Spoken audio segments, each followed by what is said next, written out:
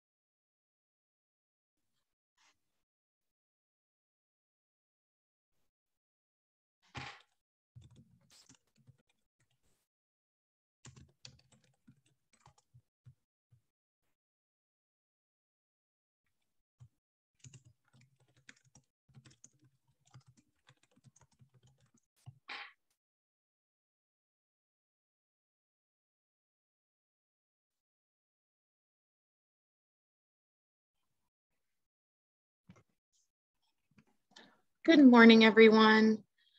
Looks like people are still in the process of joining. Looks like we have a couple people on. So just in the interest of time, should go ahead and get started and give other folks a chance to jump in.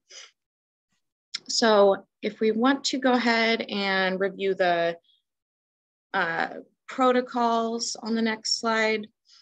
So most of this is old news to everybody on the call, but just as a reminder, mind the mute button. Feel free to use the chat. This is a small group, so if you have something to share and you would prefer to just unmute yourself and pipe up, please feel free to do so. And let's see. Here. All right, and we can go ahead and get started just with some introductions. So I'll call people out by name and go down the attendee list. And when your name is called, share your name, where you're located, and what your favorite game was as a child. So first on my screen, I have Laura. Good morning. Oh, and I apologize, I wasn't on mute. I'm Laura Mendoza, she, her pronouns. I am located in the Renton area. And as a child, I loved all sports. But outside of sports, I think my favorite game to play like at recess was probably wall ball.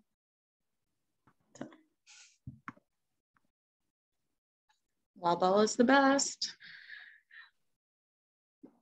All right, next I have Katrina. Good morning, Katrina Mankus, representing Watchka. I'm located in Ellensburg, and my favorite game was Candyland. Ooh. Thank you, Katrina. Felice. Then I am in Tacoma, and my favorite child is well, it's sport, but it's also my favorite game, soccer. Continues to be my fave. Thanks, Felice. All right, Kathleen. Good morning, everyone. Kathleen Harvey, I'm the Director of Community Reentry and Parole Programs for JR. And okay, I'm going to date myself some. For those that know or have ever heard of tetherball, which I wasn't very good at, but I wanted to be. So that was my favorites. Yeah, I don't think kids are allowed to have tetherball on the playground anymore, which I guess is reasonable in retrospect, but it's fun. All right, Jessica. Good morning, everyone. I'm Jessica Hartline. I'm located in the Spokane area. And I loved all outdoor stuff, but I really loved Yahtzee. That was probably my favorite. Thanks, Jessica. Alice? Good morning, everyone. Alice Coyle with the Office of Juvenile Justice. I'm joining you from Tacoma, the traditional lands of the Puyallup peoples. My favorite game as a child was soccer, or otherwise known as football for the rest of the world. Thanks, Alice. I have Deanna. Good morning, Deanna Stewart.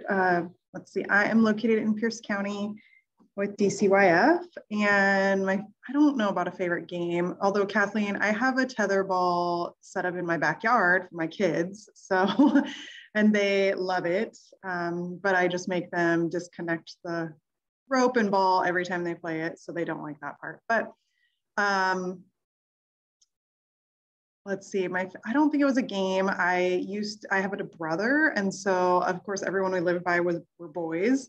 And so we would play like army and crawl around in sand dunes and build forts in the sand dunes. That was probably my favorite time, just being outside. All right, thanks, Deanna. And looks like that's everyone, so I'll introduce myself. My name is Erin Kerrigan. I'm a community engagement manager here at DCYF.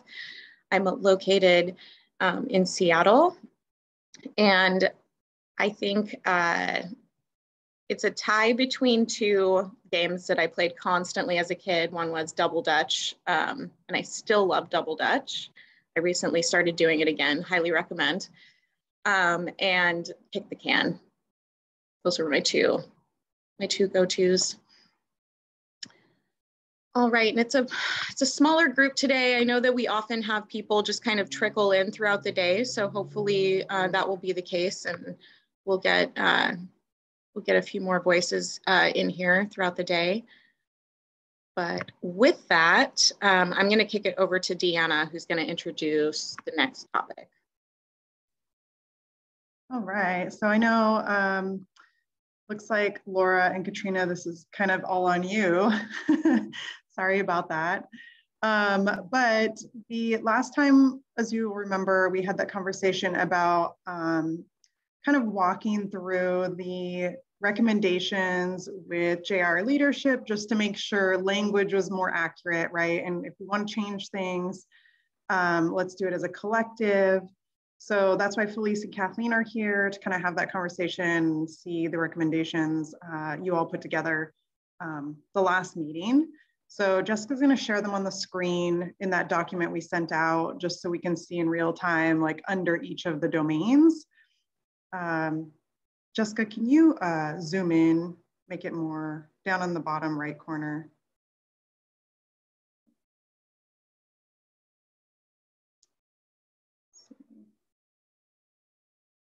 There you go. Okay, perfect. So we have employment.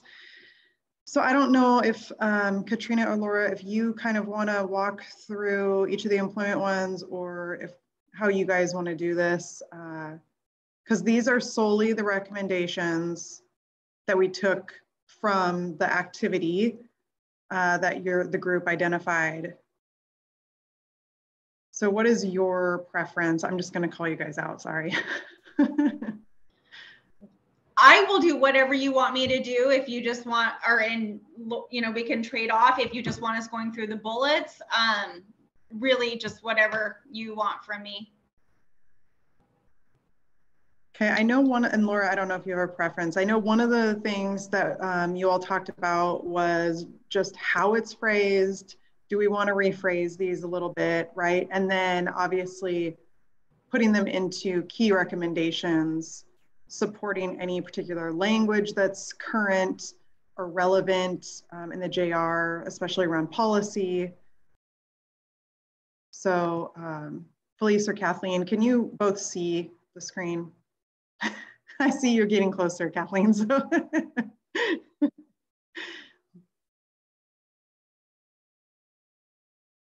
There we go. Thank you, Jessica. Well, I think for the most part, maybe, and I don't want you guys to have to read them because we can all read this. So maybe Kathleen and Felice, if you have any comments to the employment ones, then we can just have an open dialogue. Might be easier. I think, one of the stated values for DCYF as a whole is provide jobs training that will lead to living wage jobs for young people. And not kind of continue the prisons thing of leading to jobs that don't actually make any money and that are not employable skills. And so it would be helpful to us to kind of name some of those things if possible, like to have, if there's follow-up work, that it would be that. Like, what are those job skills that are going to lead to future success for young people, both in institutions and as they go into CTS? Sorry, this isn't about institutions, but that we have a continuum of care. So the job training can start at any point in that continuum. Does that make sense? This is on the heels of me having a full day long talk about how DNR can be good for kids. And that is totally true, except for they can't be hired into many of the jobs they're being trained for. So.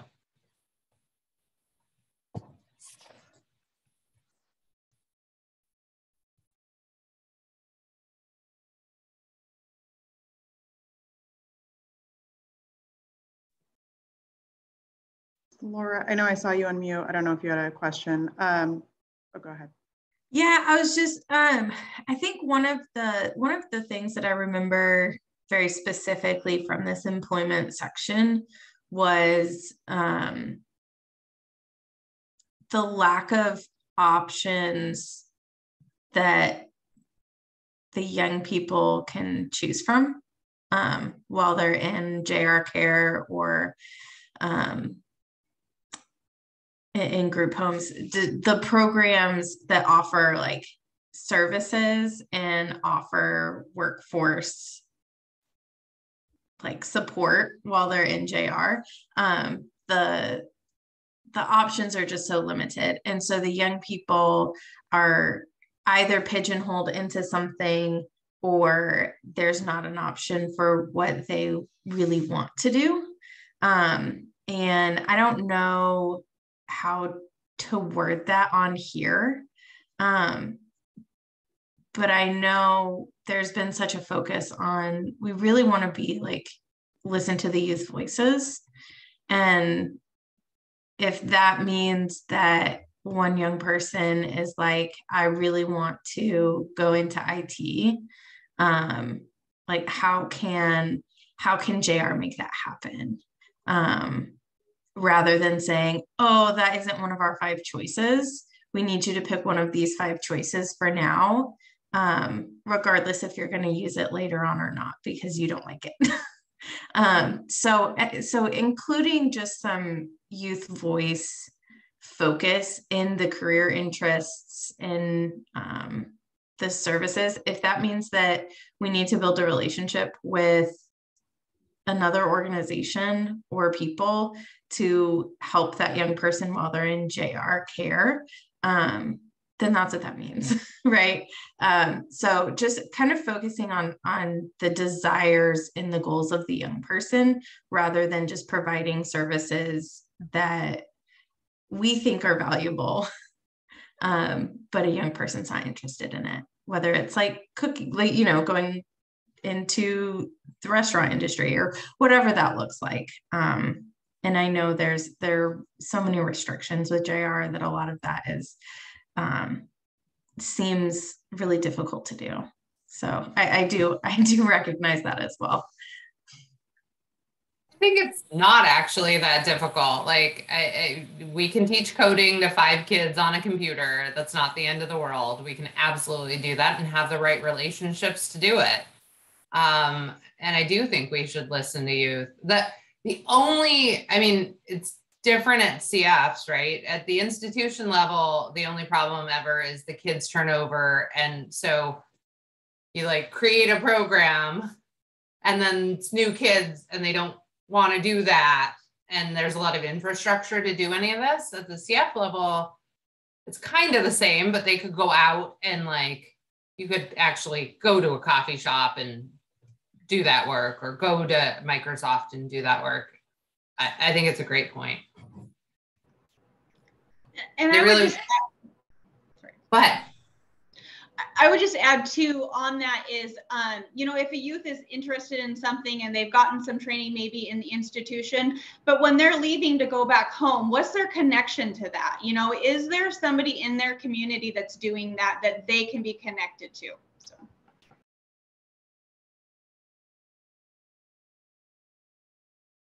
Yeah, I really appreciate highlighting like that interest inventory for any young person, right? Because they're trying to figure out the world and trying to figure out what their future looks like, and what they're interested in now at 16 may look very different than what they're interested in at 20, just from exposure. So I really like what is the voice of the young person and how they see themselves in the world of work, because it's also based on exposure, right? And modeling and who they see in the workforce.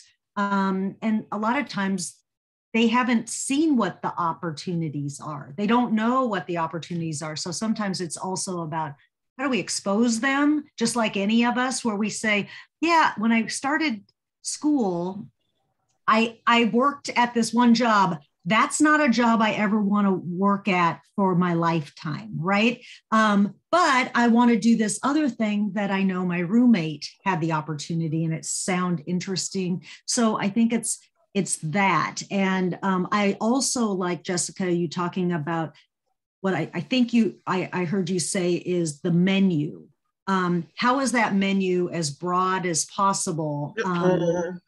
And really trying to develop maybe how it mirrors what the labor market is. Because it's not just training young people when they're with us, it's also about how do we help prepare and plan for their return home, and is the skills they're being taught are there jobs in their community that they actually can, pursue? And sometimes there's a miss there as to what that skill set looks like. And then are there emerging employers that we should be thinking about connecting? Because a lot of times the young people want to hear from that industry, just like all of us. What is it really like to work in this industry versus I'm going to read it on a piece of paper? And so that can be a really nice mentorship as well.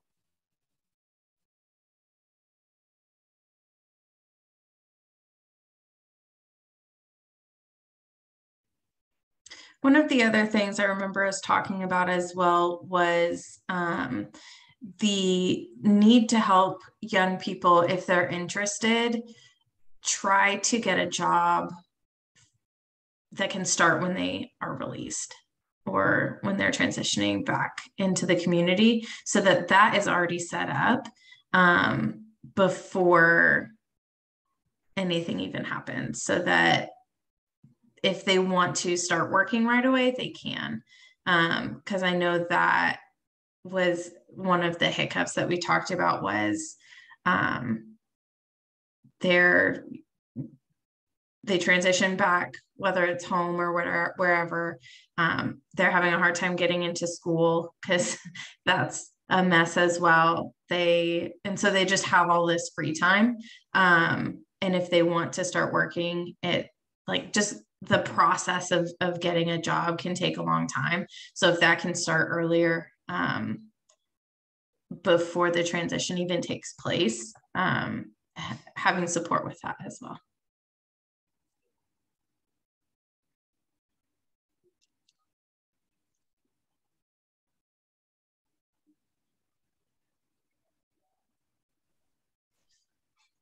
Welcome, Carmen. I just want to bring you up to speed a little bit. So we're just kind of walking through the recommendations that you all drafted last meeting, and kind of just having open dialogue with Kathleen and Felice about the key recommendations. So feel free to unmute yourself and weigh in at any point. We're talking about employment at the moment. Okay, thank you, and apologies for being late. No worries, thank you. So is there anything else around employment? We're taking, obviously you can see we're taking notes. We're also taking notes not on the screen in track changes. So we can put this all together for you to review. Is there anything else around employment that you wanted to touch on? Anyone? Sorry, go ahead, Felice. I think having an employment coach, I'm thinking about we're talking to actually just leadership is with kids this morning at Echo Glen talking about K-12.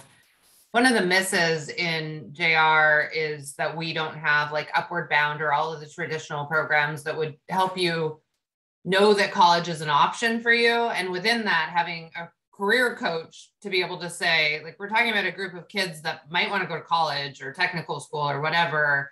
And how does that work with employment? To be able to coach through, well, that's not a part-time job that'll get you through some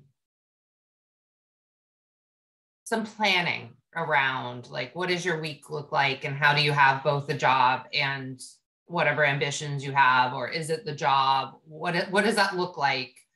Yeah.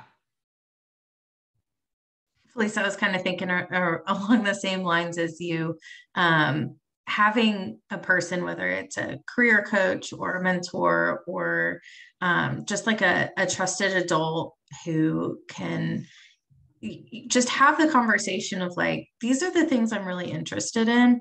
I really like animals. What are some job opportunities that I could have in the future that work with animals, because that's where my passion is. Well, vet tech needs this amount of education. You can get your associate's degree and be a vet tech, or you can go into you know, whatever that looks like for these like animal opportunities. But just somebody who can help with that and then continue working with them after their transition to really like follow up with the like actual getting to work on time, checking emails, calling in sick, like all of those skills that go into being an employee and all of that kind of stuff. But I think working with young people in the past, that was one of the biggest things, was just like, these are my interests, but I don't know what to do with that.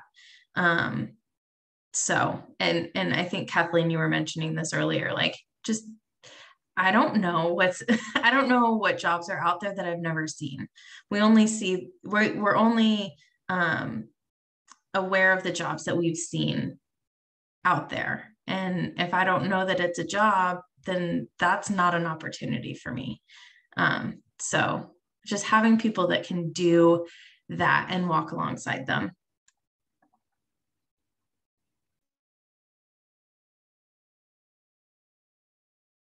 It also undoes the thing where we're imposing our beliefs about success on people. They get to call it out. And it's maybe not a forever job. Like, I think there's also a generational thing for like me and others, that you had a career forever.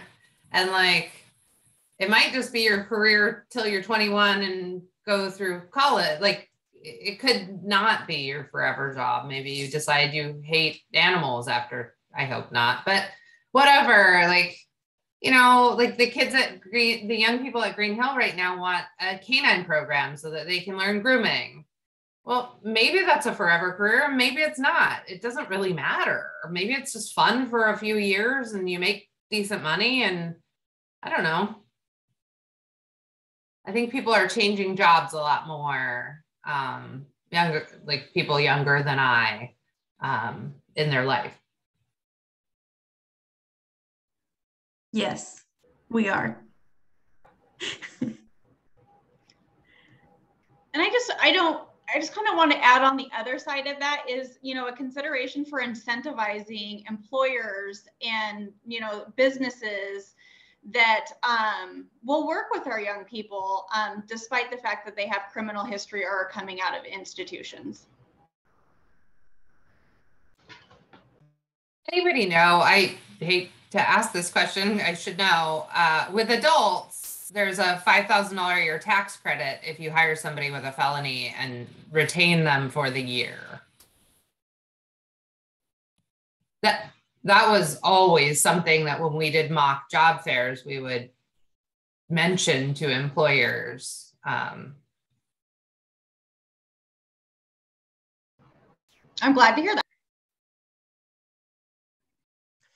Felice, is there the option or like opportunity or even like small glimpse of like a work release type program being an option, of like, if I want to be an apprentice with an electrician, like having the opportunity, like 6 months or whatever before my transition, starting an apprenticeship, and like the electrician comes to pick me up in the morning and we go do our thing, and then I get dropped back off after my apprenticeship is over for the day. Just like work release type things. That's the role of the CF. Okay. Yeah, different name, but, and I think I have been in the habit of calling it work release, which I think nobody in like JR likes, but they function very similarly. Probably a little more programming at a CF than a DOC. Just changed the name of work release to reentry centers. It didn't change the practice in the place. I think there may be expansion. I don't know if everybody on this call knows, but there has been a legislative mandate to close Nasal Youth Camp, which will lead to people needing to be closer to community sooner. because our institutional capacity will go down. So. And are CFs the group homes, the like step down programs, or is that something else? Yeah, the community facilities, the 8 community facilities, 5 on the east side of the state and 3 on the, so you may have heard the name Oak Ridge or Woodinville Community Facility. Yeah. And those are the minimum security facilities where young people can engage in work and school and connection to family up to 16 hours a day. Okay. And does every young person in JR go to one of those facilities? There's a capacity of 116 beds total in the state of Washington. So there's about 20% that have the potential to be eligible, an opportunity to step down from one of the institutions to a community facility. So unfortunately, the capacity is pretty limited. Okay. Thanks. So, and currently, if the closure of NACEL goes through, we're going to have to scramble to fix some of those numbers because it doesn't actually work on paper. So there may be more capacity built or like repurposed very quickly because the numbers don't actually work without more opportunity for kids to get to community earlier. So there's going to be a lot of work in the next, well, you know, what feels like 24 hours, but will take a lot of time to rethink our model as a state so that we can do continuity of care in the way that we are legally mandated to do it without NACEL as the step down. So there will be lots of conversation about that. That takes away our only true medium minimum in the state. So it changes the way that we go about work historically. So we're going to have to reconsider everything we've ever done.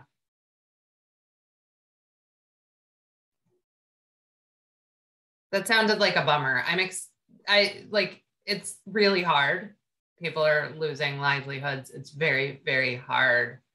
And it will be very challenging to run a 2-institution system. It leads to a lot of complexity. It also brings kids closest to home, which is a good thing. And our population is at an all-time low, and that also is a good thing. So.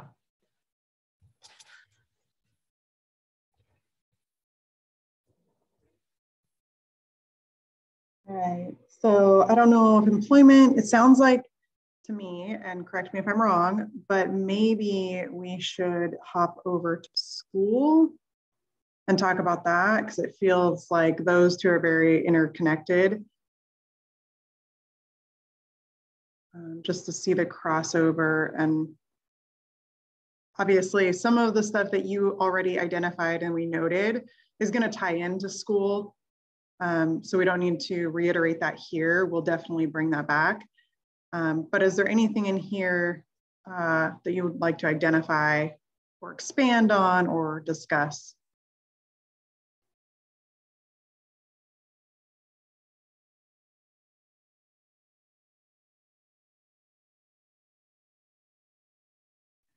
I do know there is another working group for institutional ed that James is a part of. And so I know they're doing a lot of work in this section, but one of the things that I've talked with James about a little bit before is, and the institutional ed has talked about as well, doing things like dual enrollment, if that needs to occur, if a young person is now in a JR facility that's outside of their like home school district. So things like that, where upon transitioning back, they're still enrolled in their original high school. So that like transition is easier, because I think right now young people are unenrolled from their home school district, enrolled in the school district for the facility that they're at, and then they have to get re-enrolled when they transition back home. And that is a mess in a lot of different ways. And so doing something like dual district enrollment, and having regular meetings with the homeschool district and the JR staff, case managers, everybody, to just talk about like graduation plan, so that everybody's on the same page. Everybody is supporting that young person, including the homeschool district, who at the moment it kind of feels like they wash their hands of the young person once they're in the facility. So doing things like that, so that the circle of care just is wider and more people are supporting that young person in their educational goals, would be great. And I know that's something that the institutional ed group is also talking about.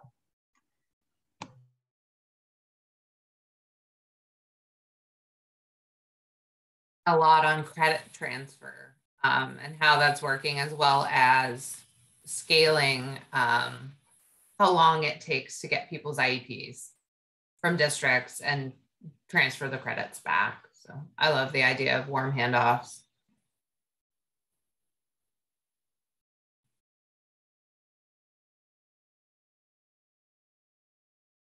So yeah, the work group you're talking about is the 1295 work group. I'm in it too. Some of the ideas have been really cool. The only thing has been this self-limiting belief about what people can have, and we keep pushing them to dream bigger. So I'm excited to hear what the young people come up with. They're at Echo today and Green Hill tomorrow, I think. And they'll be meeting with representatives from middle, high school, and college level at Echo.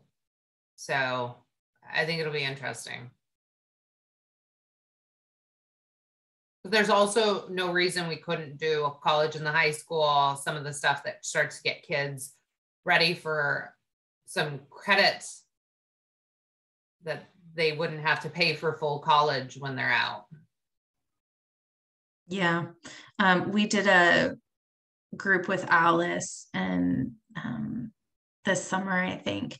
And one of the topics that the young people were talking about was like education and college. And one of the young men was like, I'm here. I finished my like high school diploma. I don't remember if he graduated high school or got his GED, but he was done with that portion. He was like, I would love to be enrolled in some like virtual classes or some sort of like post-secondary thing, but I'm that's not an option. So, and he was like, I have all this free time. I could totally spend this free time like doing my education and it would be great. But I don't remember if it was like just not an option for anybody or if there were just some barriers there. But just like he was like, I'm willing, I have free time and I want to do this. But so he should be able to.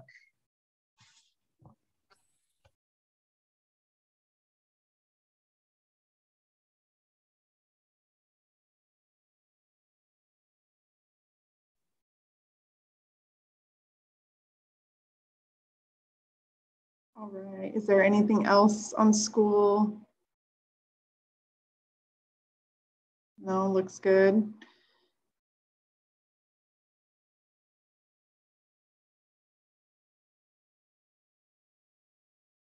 I struggle with the word alternative education. I think it's a little bit like more responsive education. I want the responsibility to be on the educator, not on the young people. Like, I think often it's judgmental language of the young people that they need an alternative or they're special, and the teachers should flex to the way the kids learn. I don't know. That's just my 2 cents. In districts that they've started to use that responsive language, they have better outcomes for kids because they're actually listening to what the kids need rather than putting them in boxes for their own benefit.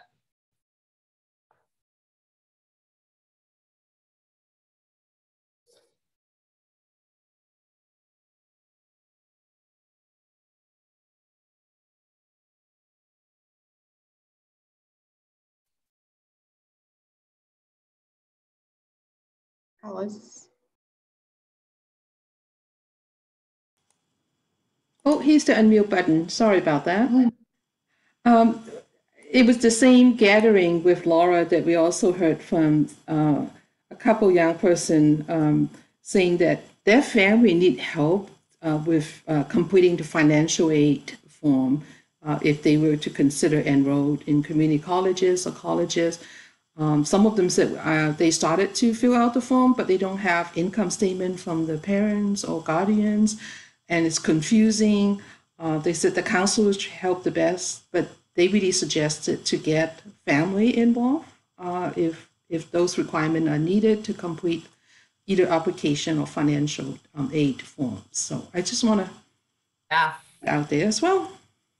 That's why I keep advocating for Upward Bound, because like in Tacoma schools, there's an Upward Bound at every high school for exactly that reason. If you're first gen low income, you're qualified for Upward Bound, and they do all the forms for you, including helping you if there are any difficulties around immigration status. They'll help you complete the right forms to be able to apply for financial aid, even within difficult immigration status with like government issues. So I don't know. We do have now an Upward Bound program starting at Echo Glen. So that hopefully will help, that they would teach them, they'll do like the pre-tests, and they'll do all of the stuff that you would have, the writing of the letter to get application in, all the stuff that you don't think is coming, as well as pay for the college applications. Great point, Alice. And they are funded by the feds to do it. So there's no downside to having those programs.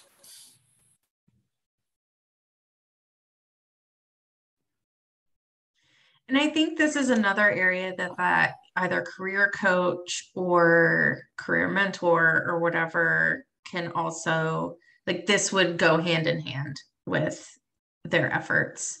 You know, if it's a career that the young person wants to get their degree for, or whatever post-secondary needs, that they could help with that as well.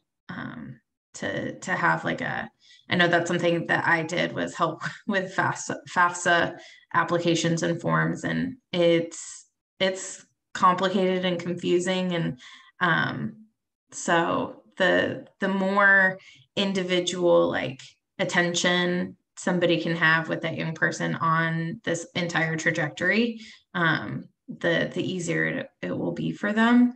And so I just think this is another area that person, Felice, that you were talking about earlier, could kind of circle around.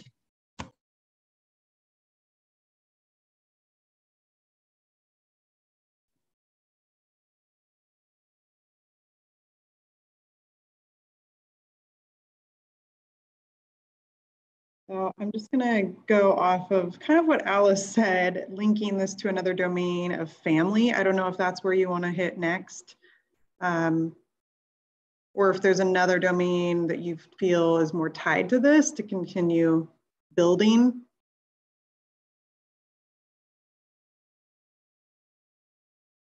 Family, good. All right.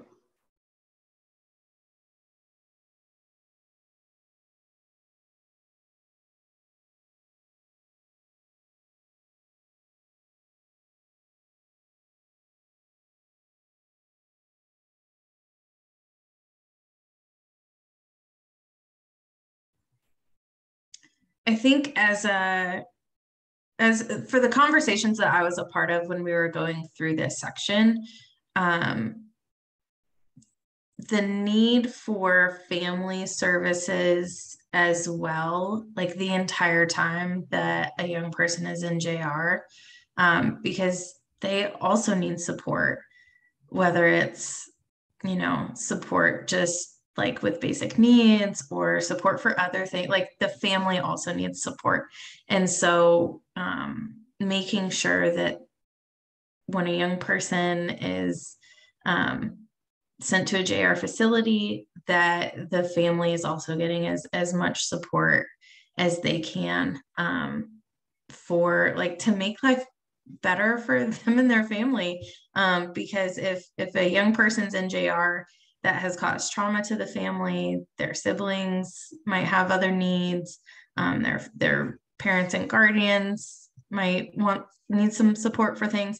And so it's not just about supporting the young person in JR, it's about supporting their entire family the entire time that they're there.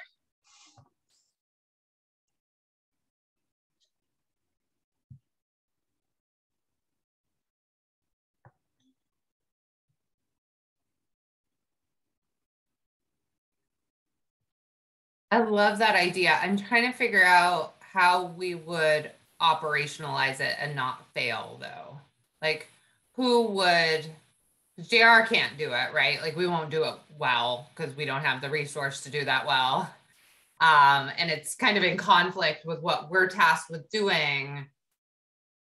And I find this about all systems, right? That like people get stuck between systems of care that don't actually work together. So there's like this gap that people fall through.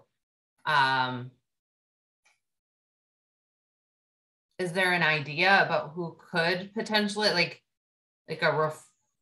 is this where like the assessment center model works or the family resource center model? I don't think it's that. I'd be interested to hear Carmen's thoughts. Yeah. FRCs have been hard.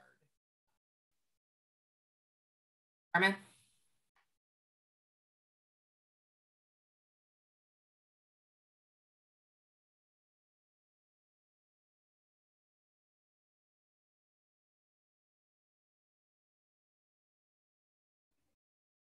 And she may be busy, but I'd also be interested in Nina's thoughts as well on what they think would work. I am from the social work like nonprofit side of it, and I don't think my answer would be the best answer or come from the right space. So I'd be like, that's a question for families who have gone through this system and not necessarily a question for myself. So I will not answer. Maybe we put a pin in that question and send it out to the whole group around like, how do we increase protective factors for families? Like, and help identify that like, if mom has to work 3 jobs, there are some risk factors for the young person. So how do we help the family develop more protective factors, both for them and the young person who's transitioning back? I don't know if you use this language, Felice, within JR. I mean, a lot of the times in early learning, they always talk about wraparound services for the children. And it sounds to me like we need to provide that. We've talked about this in a lot of different other settings, wraparound services for the family. And what does that look like to help support the children that are in the homes or not in the homes, right? Ongoing conversation with social work too. Sorry, Kathleen. Oh, that's okay. I would just wonder how we broaden this conversation to include a culturally relevant family approach and family engagement strategy, both because families are intersecting in multiple systems sometimes, sometimes from a generational perspective. But I think that, systems, sometimes it's an afterthought around the cultural, the very intentional cultural relevance and engagement of all families. And what does that look like? To your point, Felice, about can we do that well? And I don't know about, is it one entity that does that, or is it everybody assumes some level of responsibility in that? And that is part of, a philosophy around the touch points, because it can be really confusing and it can be stressful, all of those places. where there's decision points across the systems, and transitioning, thinking about CTS and thinking through the lens of a young person being on CTS and what that looks like, because the families may be the place where the young person is doing CTS. So how are they also provided, just like Laura said, a level of support so that the whole family is successful in what CTS looks like, because they will be meeting their legal obligations in a different way and in a different environment than what the system looks like right now. So just curious, I do see support and uplift familial cultural capital and community cultural capital. So I don't know if that's the conversation that was had in the previous discussions. And the last bullet on the previous page also talks about the peer model. And I think that thinking back to listening to Carmen and Neener's, like just having somebody who has experienced this, whether it's like a mom whose child was in JR, you know, partnering and walking alongside the parents, guardians of this young person who's now in JR. And I think that peer model just naturally tends to be more culturally responsive, and then also values their experience as well. And the parent or guardian or family member whose young person is in JR has somebody to talk to about it that's also experienced the same thing. Whereas if I'm a case manager and I'm walking alongside them, I don't have that experience exactly. I will never understand what it's like for my child to be taken and placed into a facility. So I think that peer model is something that we can't forget about, and maybe needs to just be uplifted.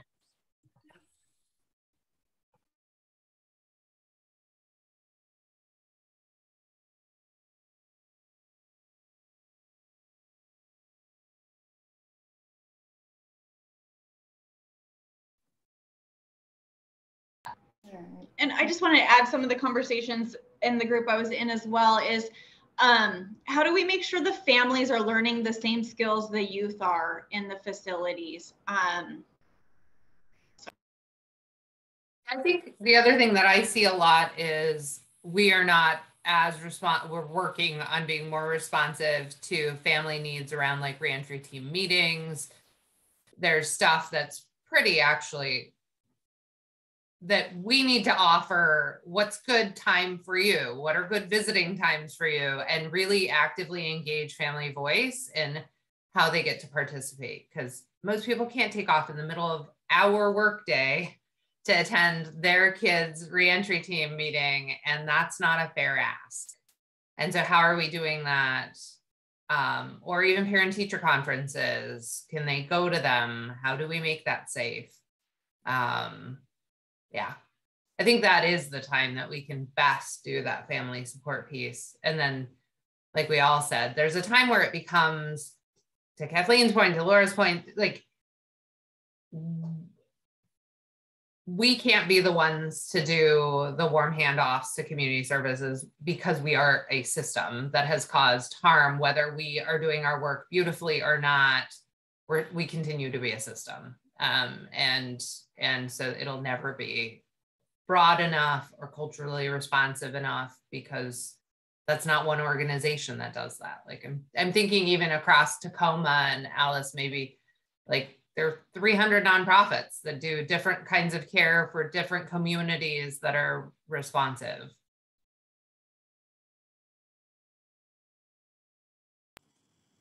I think the only other thing I heard Honey Joe say here is that we should be careful how we define family, that we don't get to define family for people.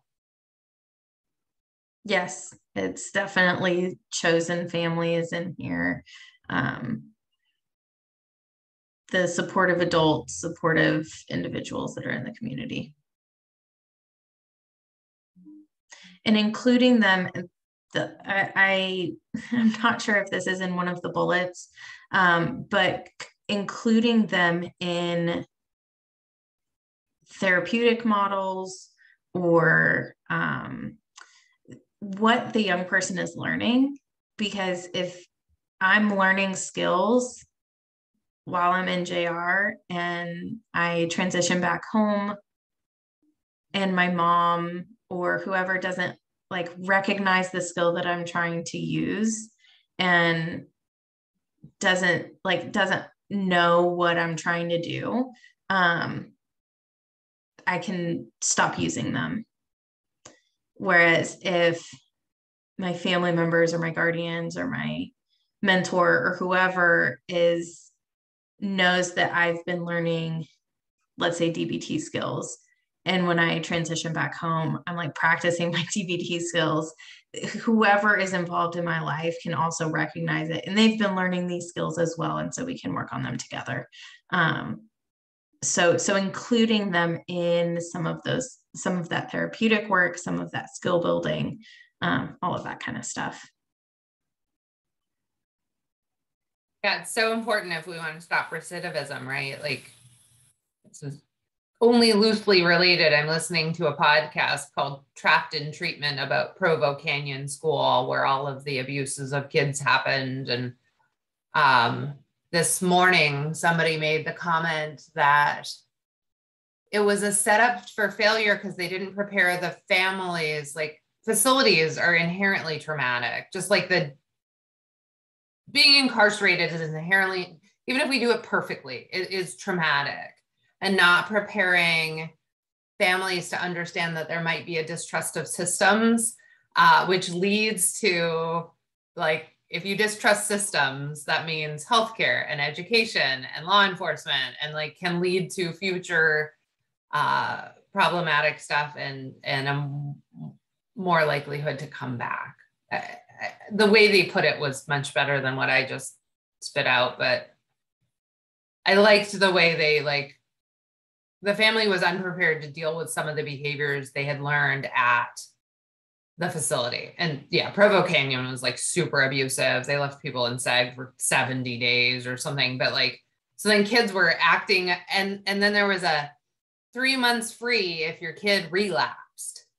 So they kind of set up the model. This is why private prisons are crap, right? But like, they set up the model to benefit financially to send your kid back. But we have to metabolize some of that too, because it also exists in our system.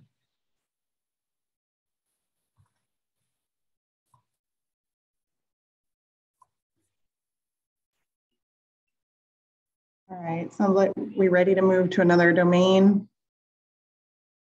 All right. Any in particular, just want to keep going down the list. Right now it's living arrangements is the next one on the list.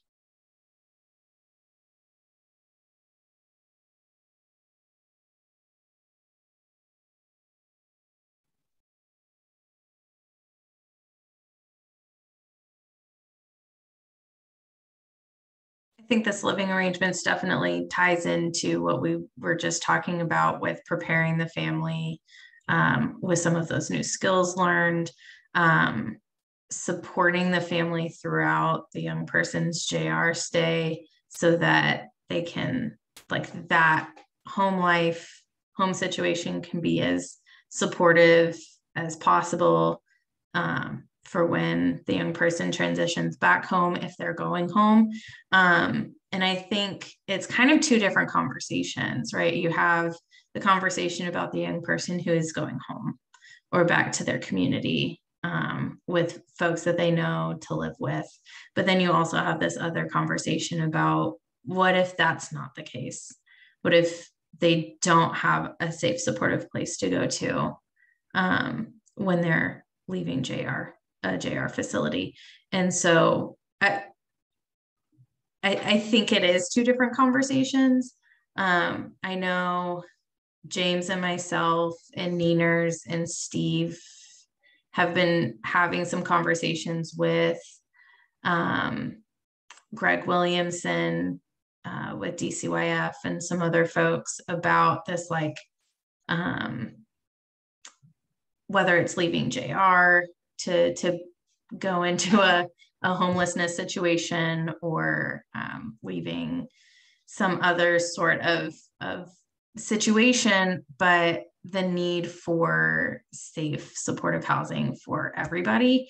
And I think we're going to be looking at Yakima and putting some things in place in Yakima, just to better help that transition and make sure there are safety nets or places for a young person to go if they don't have that home that they're going to, or family that they can go back to.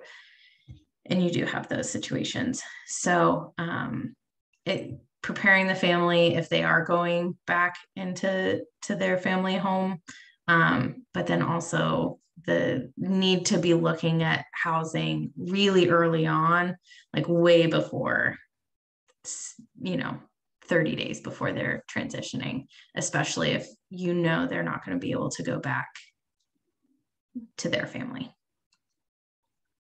I like that you guys called out financial literacy here. And Kathleen, I'm thinking about one of the downfalls with the DOC housing voucher program has always been that you get a housing voucher for 6 months, 8 months, whatever. It's been different. And you have housing until you run out of housing voucher months, and then you're homeless. So just prolong and doing that financial literacy at the same time. I like that blend. That's really smart. That they would be thinking about. The other thing that has come up there that I wonder if it might even be worse with kids is we place you in a place and you don't like it for whatever reason. It doesn't feel safe. It feels scary. Like, is there a way to tell the adults in your life that and have that be okay? Like, I don't like my neighbor, he gives me the creeps, whatever. That it doesn't have to be like a. Well, I really like the financial literacy call out here that you all have talked about. I think what bubbles up, and actually I was on a call this morning specific to this particular domain around access is one thing, sustainability is something else. So for any young person, 18 to 25, right? How do I pay my rent is a lot of times a big question, regardless if you're in the juvenile justice system. And then there is these layers, these just barriers around having touched the justice system. So if we have a housing voucher, and like, at least like you reference, it's a 6-month, support, which is what is called out in the CTS program.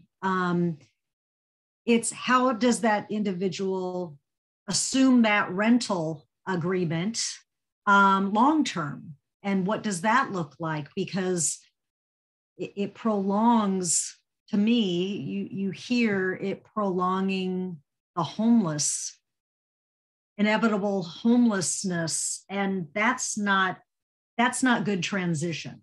That's not a real plan around sustainability. So I do like the fact, and all of these layer over each other, right? Because young people need to be able to be independent and self-sufficient. And what does that look like?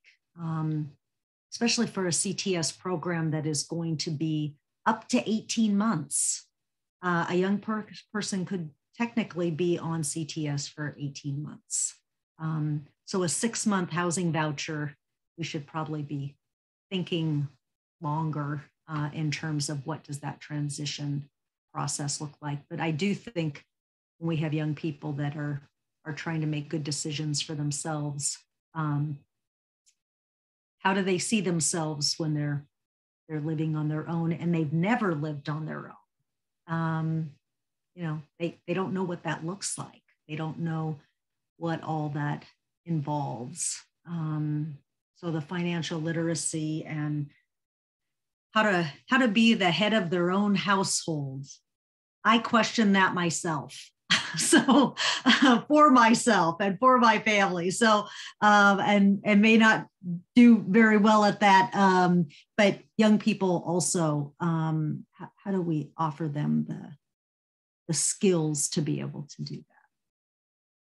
So really good points here.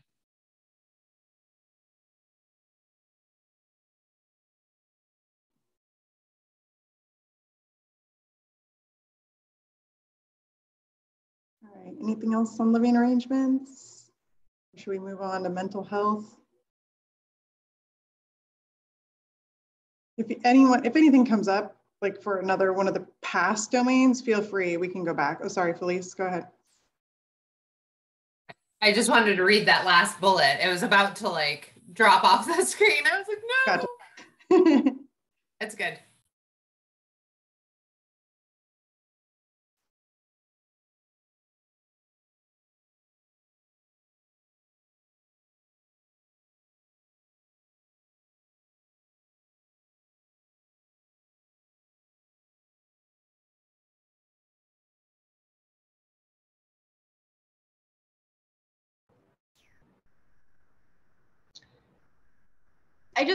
The conversations that I had brought up a lot is, again, that peer support that was brought up on this domain as well. And also conversations around the barriers to get into services. If you don't meet this criteria, you don't qualify for this program. So some of those, and then starting those services so that they can be transitioned into that youth community if they're in the institution and coming out of it.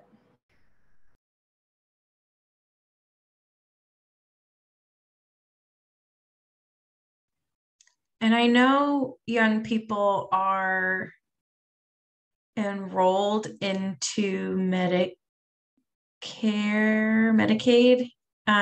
when they are transitioning or like while they're in JR. One of the things that I saw working with young people who were accessing Medicaid is maintaining Medicaid can be very difficult and really complicated. There's a lot of steps involved if you like accidentally don't send in some form or like don't have one form signed by an old employer. Or, like there are so many things that go into accessing Medicaid that like maintaining of it is really important. So having folks that can help them even after they've transitioned to work through the maintaining Medicaid is crucial because just because they have it when they leave doesn't mean they're going to maintain it 2 months down the line when they need to send in some application form or whatever. So they may lose it really quickly and have a really hard time getting it back. So having folks help with that, I think, is going to be really important as well. Yeah, we're trying to develop a better network with managed care inReach so that, because it is a nightmare to navigate for adults, managed care, and just accessing good services through like any of the MCOs or BH.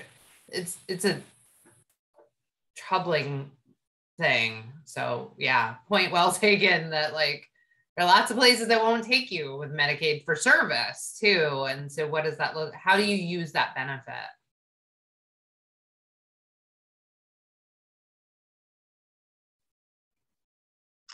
And we also regularly, in the groups that I was a part of for mental health, just the need for really culturally competent care, the traditional therapy counselor models don't work for a lot of people.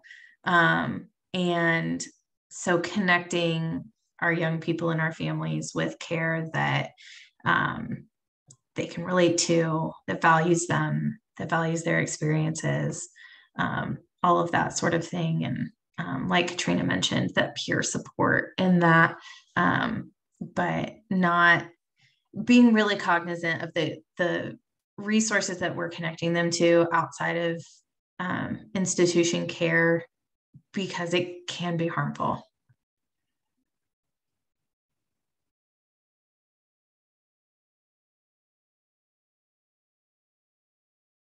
One of the struggles we have as a system is finding anybody who doesn't have a 6-month. We just recently were releasing a young person who struggles with autism, and like getting them in anywhere. Like, I was calling on a Saturday night trying to get this person admitted, and they were not suicidal enough. They had not sustained suicidality for long enough. I don't even know what that means. At some point I threatened to just drop the person off at the hospital. And then I thought better of that, but like, and also they didn't have a way to get into the autism center for service. Like,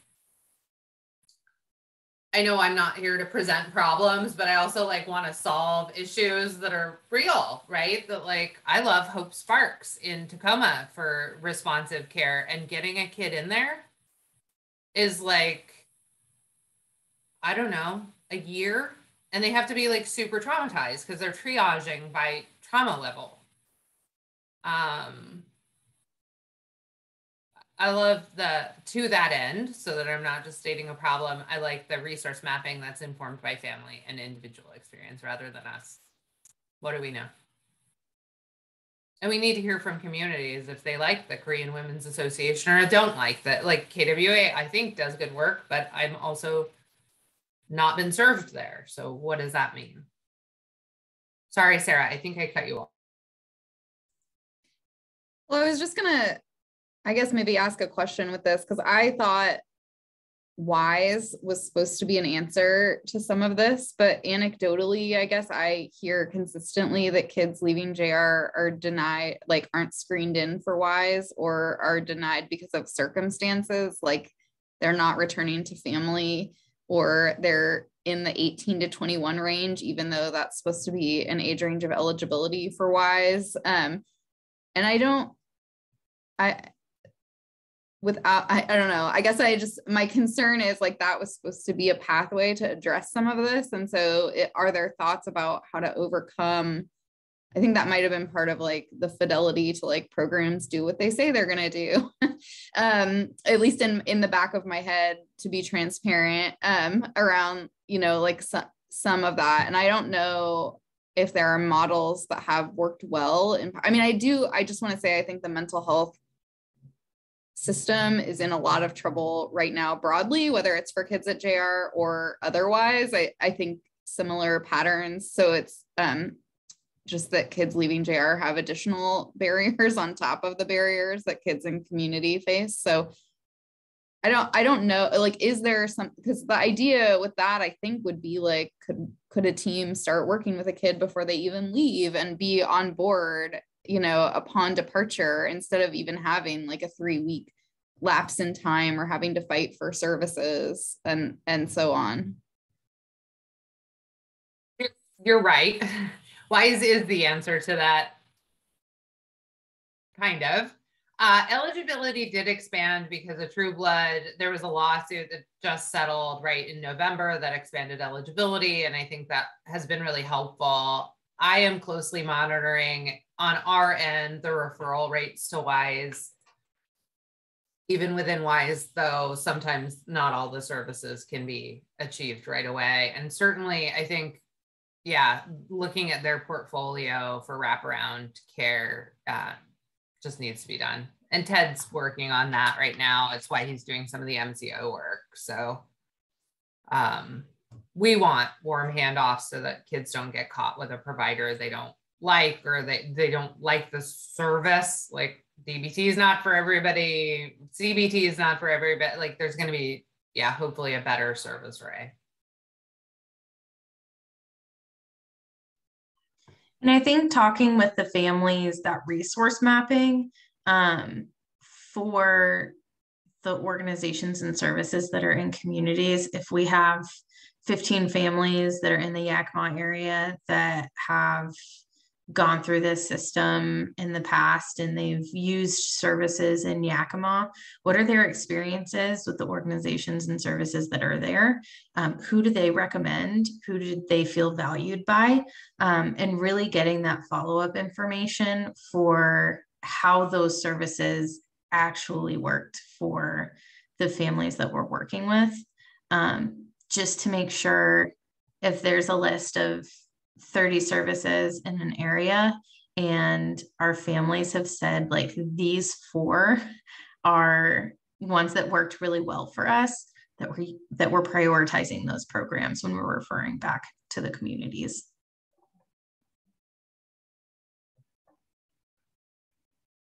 My team is going to be going to the National Assessment Center Association conference. I keep referring back to that because that is this, and they would do, that would be their initial modeling, would be with areas to look at what best serve, because they're totally unbiased, which is why I like them so much, is they pop up in a community. They have no, like, there's also a nonprofit weirdness that exists around like Fidelity, right? Like, they're not us, they're not them. They just work for the clients to say these are the best services in this area, and they're not necessarily from there. So like, they're not worried about hurting CEO Kathleen's feelings if they say that fidelity to the treatment isn't great right now. They get to leave. But there's enough investment in care that, yeah, I don't know. I like the model for that reason, because and it's worked, right, in other areas and has a lot of background. But that would be their initial move, is to do that landscape study with families and clients and not system people.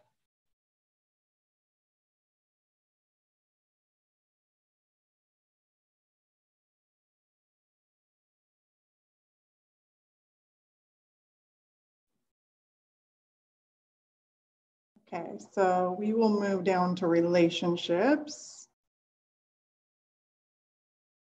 This one's a little bit smaller.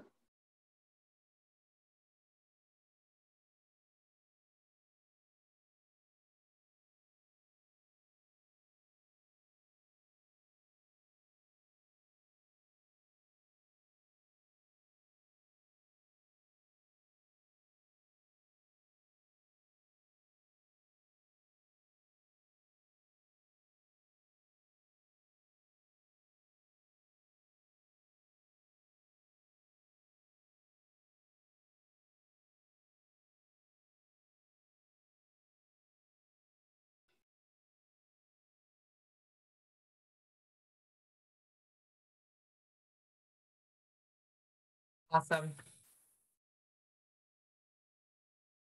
Okay, any comments from the group? I love that you call out yoga. I think we've been doing yoga behind bars with volunteer. Many of them are formerly incarcerated at Echo for a couple of years now. And the kids really appreciate, I think, the respite from JR staff. Like, it's hard. Your case manager is doing therapy with you. Like, we're trying to unclunk that model too and make it like therapists, but it's time to focus on health. And I think they're just getting a lot out of it.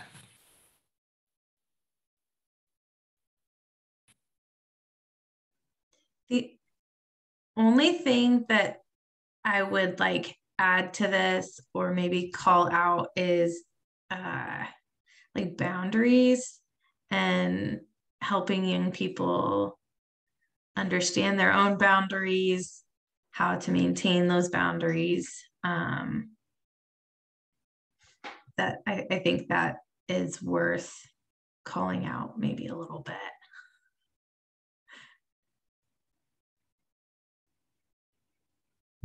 Because they are going to be in relationships with the people that they want to be in relationship with. Whether we as staff think that is a good thing or a bad thing or neutral or whatever, like if they want to be in that relationship, they're going to be in that relationship. So helping them just like understand how do I keep myself safe? What are my boundaries? What can I do if you ignore my boundaries? I think that's important. Great idea. And maybe adding a gender responsive piece there too. Especially many of our girls have been trafficked and involved in, well, that's not true. Our boys too, girls to a higher reported extent. But there's some stuff there. Mm-hmm.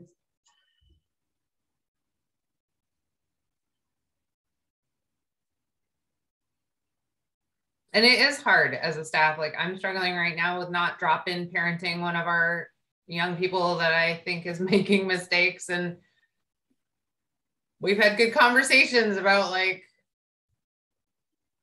everybody gets to make their mistakes in their own time.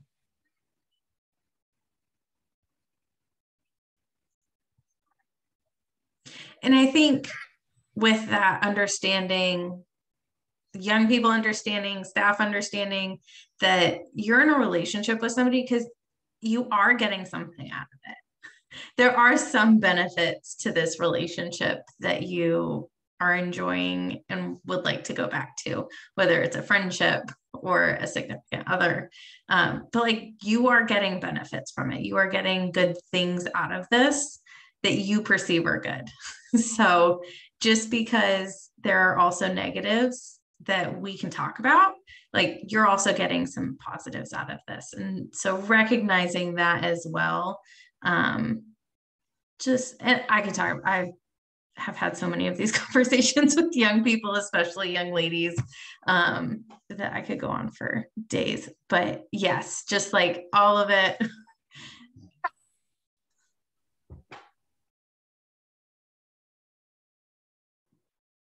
We're adding to our academy. We're starting an academy in May, and we're also going to be talking about our boundaries with the young people we serve. And I think as our population has aged, as we've gotten more girls, there's some stuff that was about development that was appropriate with younger kids that there's lots of questions about. Like we have staff who hug kids and I'm like, hey, there's a power dynamic. I can't quite figure out what to, and human touch is important, but like, how does that all work out in a way that's not harmful, that doesn't feel coercive, or like, if I don't hug you, that I'm going to be in trouble. I don't know. It's such a complicated question because also kids should have human touch, but they're in court. Like, I don't know. I don't know what the answer is. I've been talking to lots of experts about how to best advise people, but. I was an intern at a level 5 long-term care place in Denton, Texas when I was in college. And it was a no-touch facility, like no high fives, no fist bumps, no nothing. And it was really sad and really hard. And you could tell the kids just like, they just wanted to high five you. Like if that was all that they could do, that was what they wanted. And it was really difficult for them. You could tell their parents weren't even allowed to like give them hugs as they were like leaving family counseling sessions or anything like that. It was rough. I don't think we'll ever be that. That is not at all. Like they can certainly high five each other. The only struggle that I'm having is around like the client provider relationship and where are the boundaries there. And like, you live in my housing unit and I'm like, hey, Laura, give me a hug. Like, what if you don't want to? Is that okay? And am I asking? Or am I just hugging you because I get to? I don't know.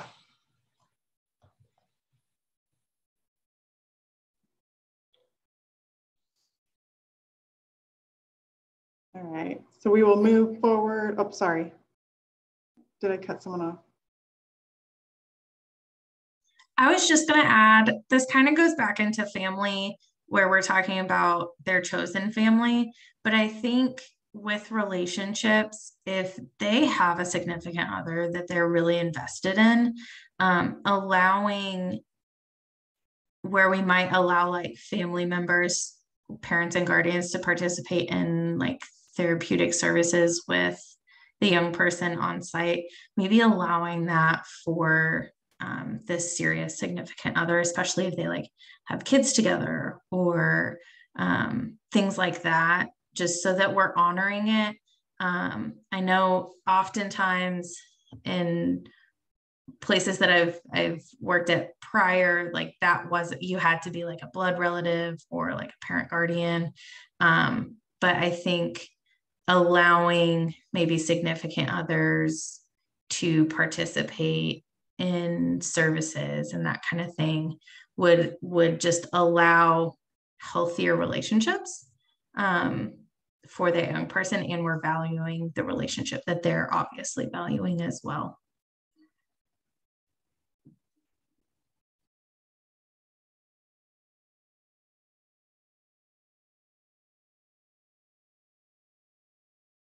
Right, we added that. That's a great call out. Okay, so scrolling to the next one. Okay, skills.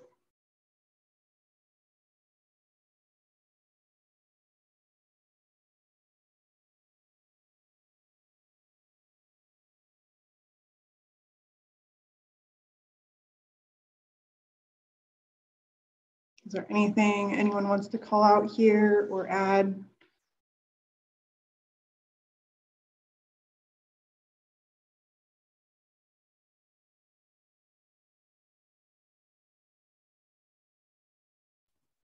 I think one of the things, I didn't see it on the list, and actually I'm not sure that we talked about it prior, but allowing young people to use the skills that they already have. So if they are like us, if they love helping and they're like always trying to help in class and that sort of thing, and they're just like a helper, allowing them to use some of those skills that they already have in their life at JR, so that they can keep nurturing that. If they love to cook or like be in the kitchen, just allowing them space to recognize and use the skills that they already have. I know like skill development is great, but how are we nurturing the skills that they already have, and how are we recognizing that as well? Because I think it's really easy for a young person to come into JR. They've been told how bad they are all the time. They are regularly getting in trouble. They oftentimes, if you ask them what they think they're good at, like they'll tell you some things like, I'm good at stealing, and those sorts of things. And just like rewiring that to be like, oh, you're great at meeting your needs. Like if they are a talker and, you know, they're always like talking, are you really good at advocating for yourself and for others? Those sorts of things where it's like, oh, I argue all the time. Oh, but just switching that, helping them recognize the skills they already have, and then developing other skills. But I think if we just focus on developing skills, we forget that they already come in with so many great things.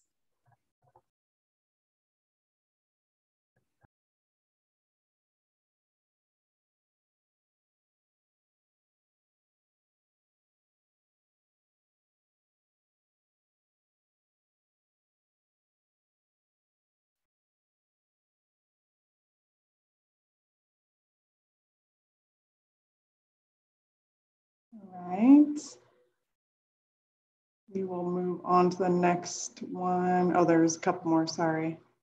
Skills right there at the top of the page.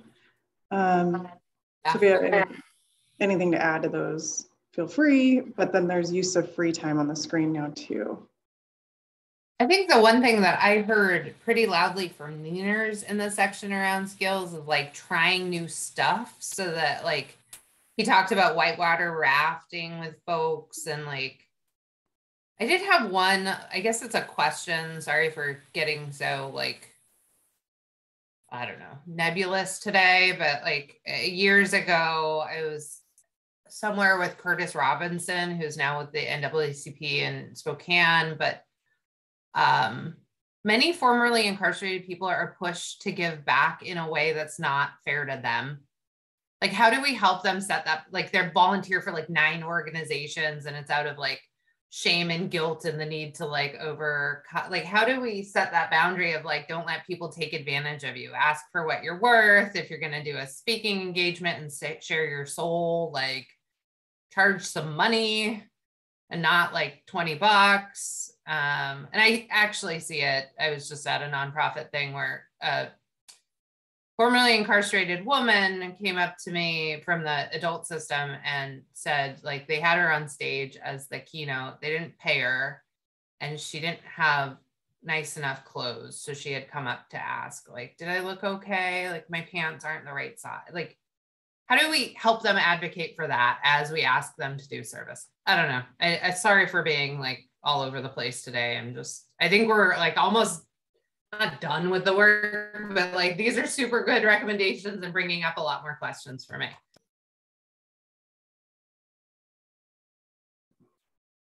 And we'll definitely, Felice, add at the end, we have the overarching themes or additional things we want to point out. So yeah, feel free if you do have anything, we can add it to that section and then apply it as needed. Yeah, maybe it's just lessons learned from formerly incarcerated people and how they've engaged with those processes of restorative justice and like good, bad, other, how to navigate it to be empowered, not taken advantage of. I think part of that needs to be a conversation towards organizations, nonprofits, service providers that emphasizes the value of people with lived experiences. And if an organization is asking somebody to do something, especially like in paying for that knowledge, whether it's we value knowledge that's learned in a classroom and you're asking somebody to share their knowledge that they have learned through their life experiences, that's just as equally valuable. And so I hesitate to put that advocacy on the folks with lived experience because they've already done so much that I think from a provider standpoint, that needs to be a conversation that providers are having with themselves about like, hey, you need to value the people that you're asking to speak for you or provide a service now for you. So I think that's on us. And in my head, the difference comes from, are we asking, is this something they're being asked to do from an outside entity? And if so, they need to be paid for it. If this is something that they're like, oh, I really love coaching, or I really love horseback riding, and I want to like assist with others in learning like about horses and horseback riding, and that's like a passion for me, that's great. You know, you can volunteer with that. But anything that you're being asked to do should be compensated for, because that's not you choosing to do it.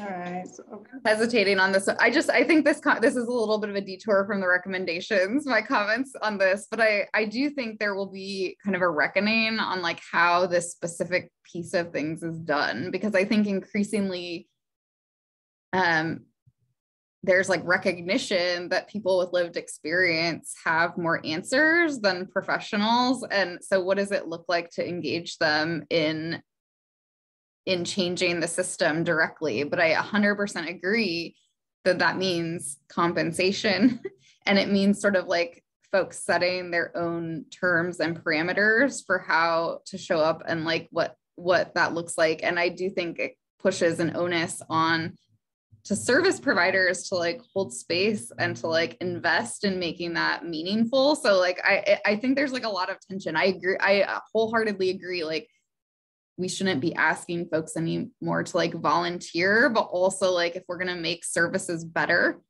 and actually like address problems, then we really need to engage young people who have been impacted in the design of those systems. So it's like, but how like we're reckoning with that a little bit just at Team Chat. Like, so then what does it look like to have a budget to adequately support young people to really meaningfully do that and to compensate them for their time, and also in a way that like is sustainable for them. So like, right, you can't make a living off of someone being like, here's like a 1 8-hour day here or there, and we'll pay you this tiny little stipend to do that, because they have to like still have another job, and like they can't take like, so like I just think there's like a lot of tension and a lot of room to explore both with government and with service providers about how to create some of the opportunities for employment and development within our own systems and actually pay people to do that work. But even then there's like power dynamics to like unpack. Like, are you a token participant and we're just like asking for your feedback and we'll still do what we'll do, versus like how much of our power will we give over and follow that direction. And like, and even then like, even if we're committed to that, there's the sort of like harder to measure like influence. Like, does the training curriculum that we're providing to support you to do this work actually influence the recommendations that you'll make? So it feels so layered. And I only came off mute because I think it's both in these recommendations, but it's like outside. But I think it's such a reckoning that all of us will like need to engage in a meaningful way if we're serious about shifting the power to impacted folks to really move and change the systems in recognition that like the professionals haven't figured it out after all this time. Yeah, I think that's the piece I'm most curious about is like, I'll use a personal example, but like I often am asked to kick off like CSEC Awareness Month. And years ago, they asked me what I wanted to be compensated for it. And I said, like, I didn't know. And I don't think I'm that special. And I was like $300. And the person was like, no, like demand $2,000. And I was like, no, that's greedy. And it was like Fort Lewis was paying it. And they were like, no, I charge $200. And I was like, okay, well, you're not that special. So I'll charge $2,000. But like, I don't think we have kids who would, like, even with the people who are, like, I'm watching this woman at this fundraiser that raised $90,000 in 3 hours and they didn't buy her an outfit, much less pay her what they wouldn't have batted an eye paying a keynote $3,000. Come on. So like, how are we, to Sarah's point, like getting, and to Laura's point, getting deep into the conversation around like, what do we pay keynotes who aren't bearing their soul?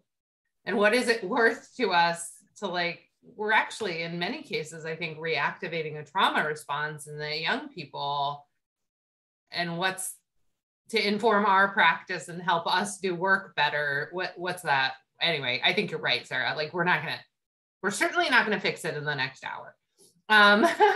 But I think it's worth highlighting in this group and in future groups that like, we have to be, it's not a $20 stipend. It's not something that's going to make you even poorer because you drove across Seattle, once every 2 weeks to make $20 to bare your soul to help other kids.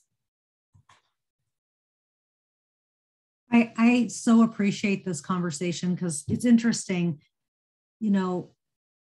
whose agenda is it for the youth voice? Do we have a boundary issue?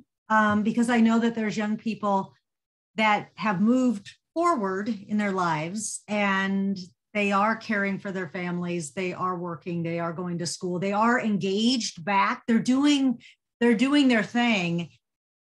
And they feel guilty for turning us down for a one-day gig where they will have to take time off of work. And they can choose to stay at work and not use their day off for us.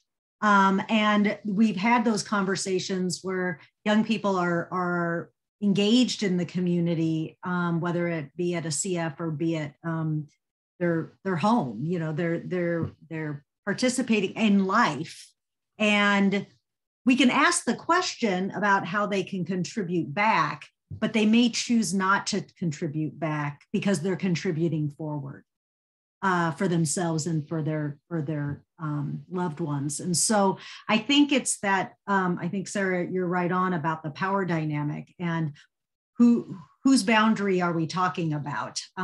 It's us setting our own boundaries or us setting boundaries for other people so that it is, you know, we are not placing that burden or that heavy weight of you are responsible to fix the system that you are a part of, and making sure that those lines are not blurred with all good intention, right? And the value of their time being also comparable to them giving up their own time to contribute if they choose to. So yeah, these are all good conversations about how young people change the system, inform the system. But if they choose not to, how we respect that. And I think there's always those conversations that push on each other. So I appreciate this being brought up, and it's kind of interesting. It's being brought up in the section of use of free time. So like I think Deanna said, like, where does this live? Because, and I don't know if it was, you know, highlighted throughout the meetings, the sessions that you all had, but it's clearly something that needs to either be called out or for more exploration and conversations ongoing about how we see young people and also how they see themselves in the change process. Not to prolong it too long, I just want to say I also believe in the value of it. And I think youth are always on our hiring panels, and they have an equal vote to like a supervisor and coworker in the decision about who we hire at our organization. And they get paid for like the day that they participate. And I think like what my former clients have told me about that regularly, and obviously we work around their work schedule and try to accommodate and it's totally voluntary. So like people do say no to us, but like the value that it creates for them to have the power to like decide who works at an organization that serves young people. And they regularly like, stay in touch and like report about that being positive experience. So I think there are ways to do it. Increasingly, like I'm noticing like funders put it on grant requirements and things like that about like have a youth advisory board or, all of these structures. And I'm super excited about the recognition, like, cause I agree with it that like having impacted folks like make the decisions is like super important. Like, and we should be driving towards that, but like how we do it and how we compensate for it seems so important.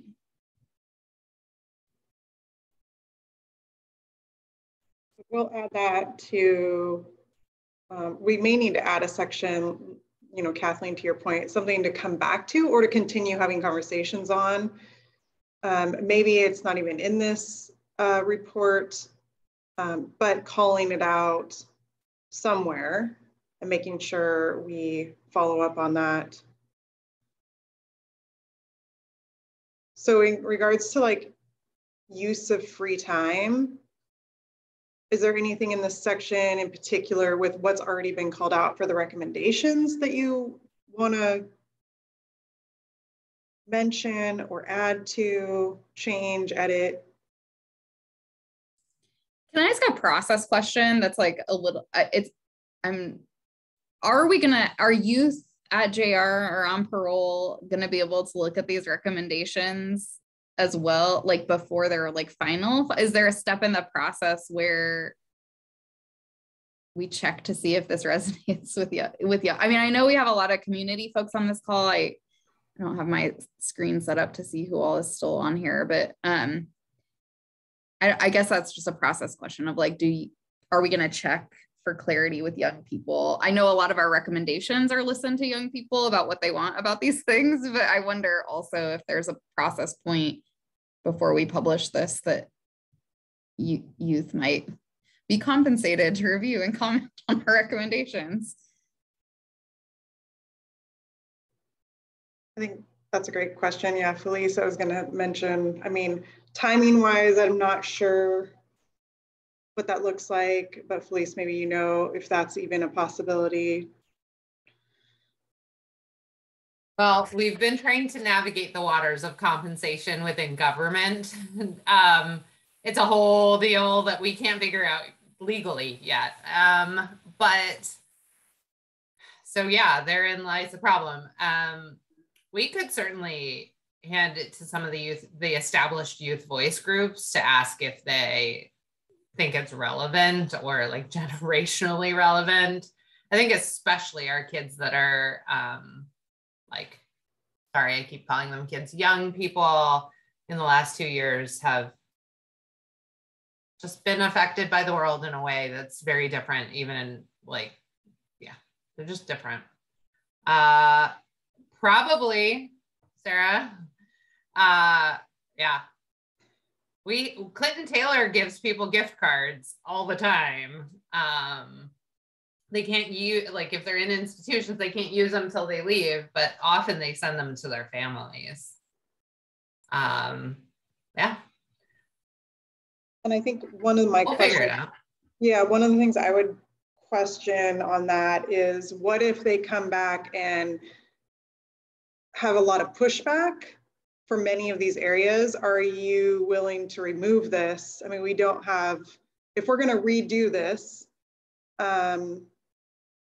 we don't have a lot of time to redo it. We also have, you know, tribal representation looking at this as well in the same structure as you all.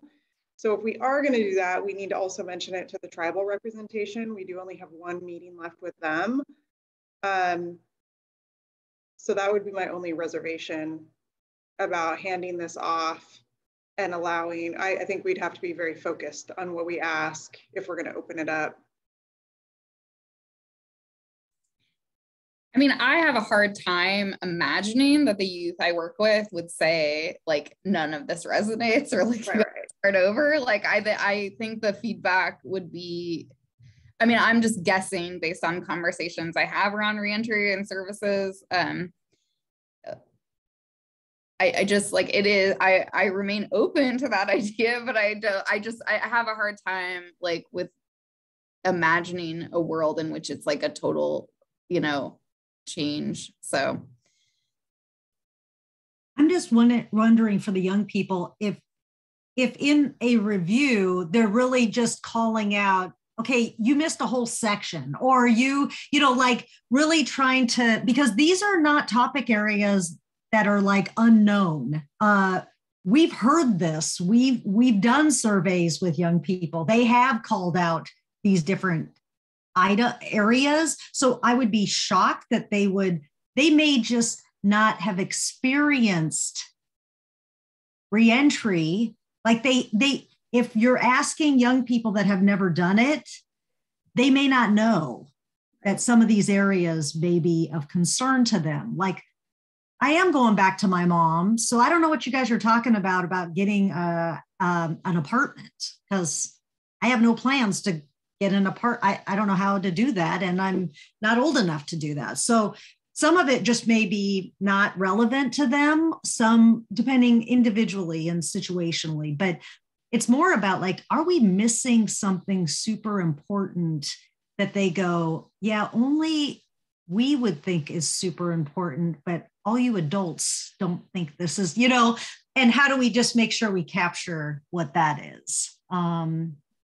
young people can be very, you know, it can be very detailed. It can be like, I know there's this program in Spokane and I really want that listed, because that would be something important to them, or a certain program that they're familiar with. So I don't know if that helps the situation, but it may narrow the ask, or the exercise, if we were to ask some young people to, and we would need someone to explain what is in front of them, and how we got it to be to this point. Right. I think this goes back to why, like, Honey Joe, Neeners, and all of them, Carmen, were participating, because it's lived experience. So that kind of goes back to why they were a part of this group to begin with. And to your point, Kathleen, who are we asking? Are we asking those currently incarcerated, or are we asking those who have gone through reentry? Because if they haven't, it's a little different asking for their opinion when they haven't experienced it yet.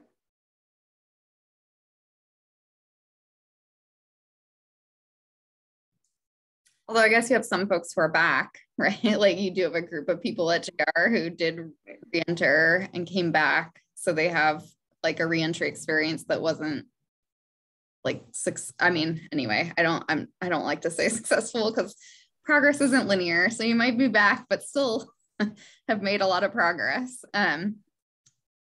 So, I think that the contributions from the folks with lived experience are totally reflected in these recommendations. And my favorite part of being on this work group was having all those folks included to capture those pieces. So yeah, sorry to ask a process question like that on this day. I just wonder about,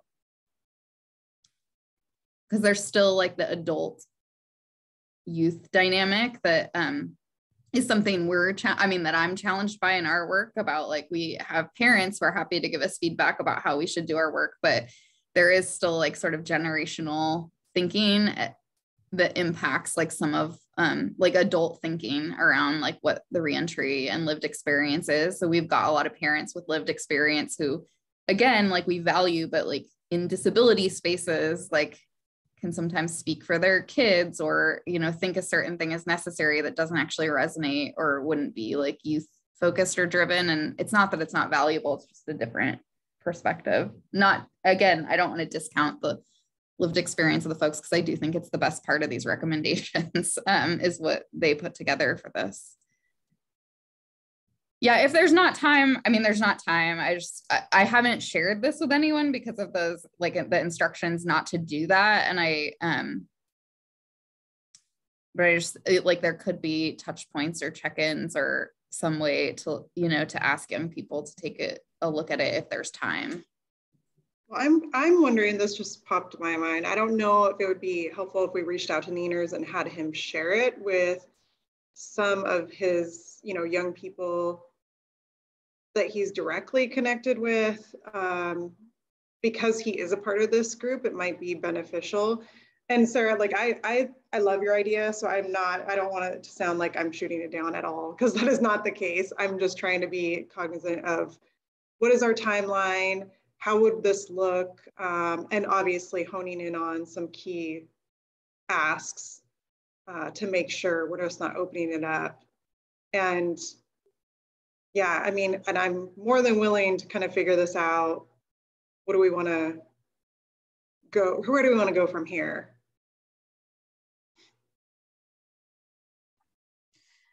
I think hearing from Neener's group is a fantastic idea. I'd also be really interested, and I think it might be really valuable for this group to hear from those young people who did transition to the community and are now back for another JR stay, to heir, because this is all about gaps in those services. What are some of the gaps that they experienced during their transition period, that if they would have been there, it would have been really helpful, or I really needed support in this area and I couldn't find it. So I think that would also be really valuable for, I mean, because this is all about what are those gaps and how can we kind of fill those gaps. So might be beneficial. Yeah, what failed for them in their opinion and in their mind? What would have been more helpful for them to succeed? Failed or wasn't even an option. Right. Yeah. Right. I would have offered, I like this approach better. I think that you all are suggesting rather than, if systems people do it, there will be a lack of dreaming potentially. Like, I also think if we ask kids to add to it, that it should be like, don't just like shoot, hi, I want to learn to be an equestrian. Like, shoot like you're the richest kid in the country. Like, don't just, that's what we're doing with the education task force, is like, they're like, we want teachers not to yell at us in classrooms. And we keep saying like, no, ask for what you need, not what you don't want, right? Like, there is an oppressive layer here that you have to like, and I think Neaners can better do that work than like somebody who represents systems, even if we have a great relationship with the young people we serve. And then the pay thing is easier too. You don't get caught in our bureaucracy. And I'll add, one of the things we like to do in these, or well, our plan, Erin and my plan, were to add quotes and, you know, on the sides and everything. So that would be an awesome thing to be adding if we had conversation with youth and whoever that was, and we can quote some of the youth and add that into this report. Just another added piece to kind of throw in there. Okay, so Laura, you said you're going to talk about compensating. Yeah, we have some contracts with Neaners, and I think this would just be super easy to just add to one of those contracts. Okay, and then do you want to talk to Neaners as well, or should yeah, I can. I'll shoot an email. I'll talk to James first, and then I'll shoot an email to Neaners afterwards. Okay. And should I CC you, Deanna, on that email to Neaners, or is there somebody better? You can if you want. Really, it's just what's the outcome, and then what do we want to share? Do we want to share this doc after we, you know, embed these notes that we've talked about today? And then, you know, you can definitely be the point person if you want to be. It's your call. Okay. You can be with Neaners, or you can. I have no preference as long as we get the notes back. Okay. Yeah, I'll connect with Neaners and James, and I'm wondering if we share the document, if it'll taint their ideas. Like if we just ask, hey, in these specific areas, like use of free time, mental health supports, family, what has been really helpful in your transition, and what are some gaps that you're noticing in your transition? What would better support you? Yeah, either way, I think it's okay. I agree with you. Sometimes it definitely limits how far, to Felice's point, how far they can dream. Okay, great. Perfect. All right, so anything about use of free time in particular, or should we move on to the? I was gonna add for free time, where it says invest in community programs that won't judge or police. I think in addition to that, investing in community programs that are run by folks with lived experience, like Neaners program, which innately are less judgmental and less policing.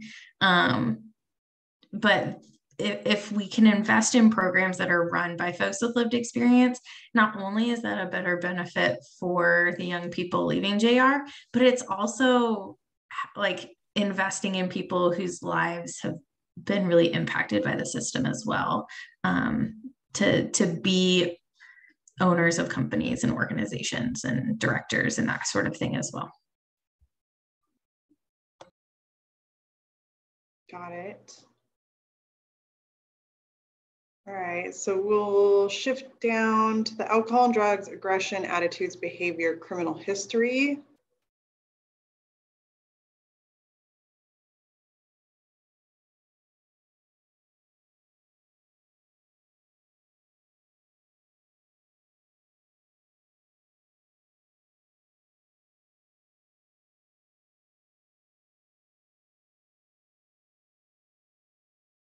Is there anything you think needs to be called out, could be missing? Obviously, these are kind of lumped in together because we didn't want to focus too heavily on one, because this is very individualized. I think just room for grace. When young people are either on probation, parole, when they're being monitored in the community, it's common for there not to be much grace in their they mess up. They're young people, they're gonna mess up. We can't expect them to be perfect when they're back in the community. No young person is. We all make mistakes, and so like working through mistakes and judgment lapses and that sort of thing with some grace that doesn't just automatically return them back or take them back 5 steps. So just remembering that we all do mess up. Let's like try to limit the severity of the mess up. But just if there's room for that, I think there needs to be.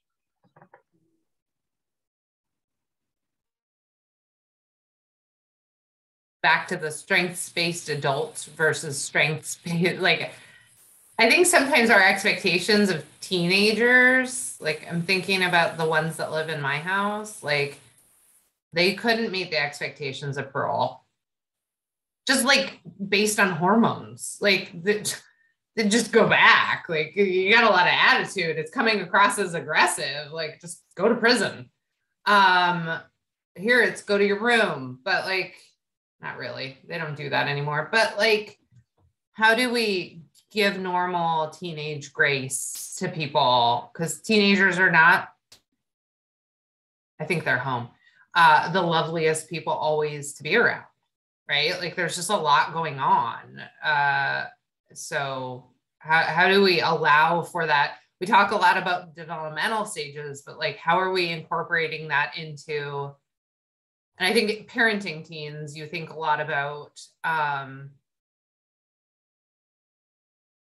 what's worth it and what's not worth it. Like I can win or I can be happy. And I think focusing like this work on that too. To your point, Laura, that like, what are we asking them to do? And does it actually behoove them?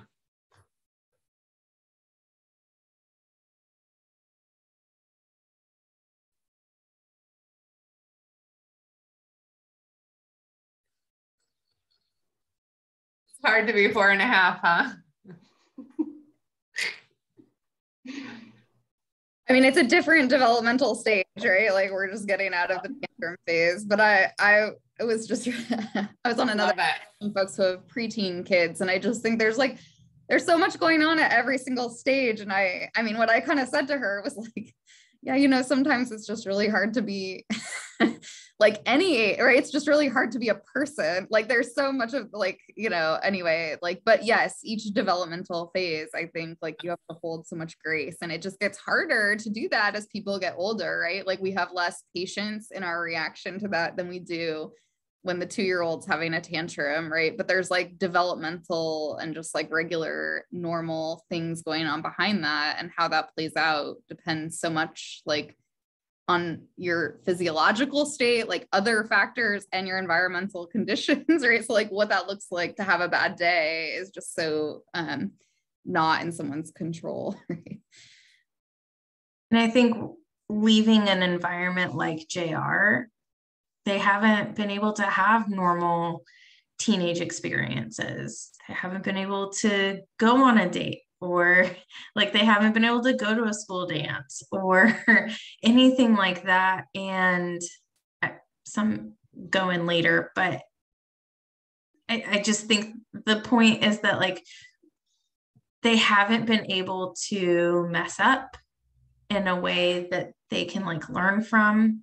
They haven't been able to like navigate their time management because everything is so dictated for them. So just like understanding that they're gonna make mistakes and walking through those mistakes with them rather than punishing them for those mistakes. And I think this is a place where those extra community supports really come into play. Those folks who, whether it's peer support or mentors or community organizations who can come alongside and be like, walk them through the decision making that they maybe didn't process through before making a decision, or things like that, so they can really just like help move forward from an oopsies rather than get punished for an oopsies.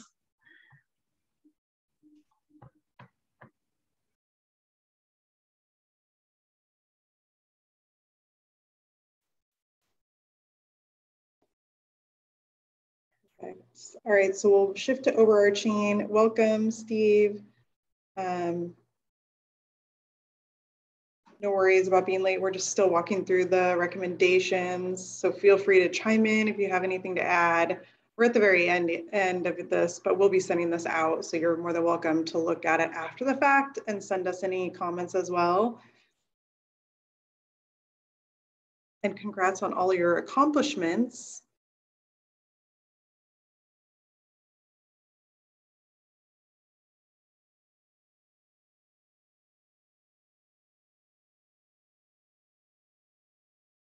All right, so overarching recommendations.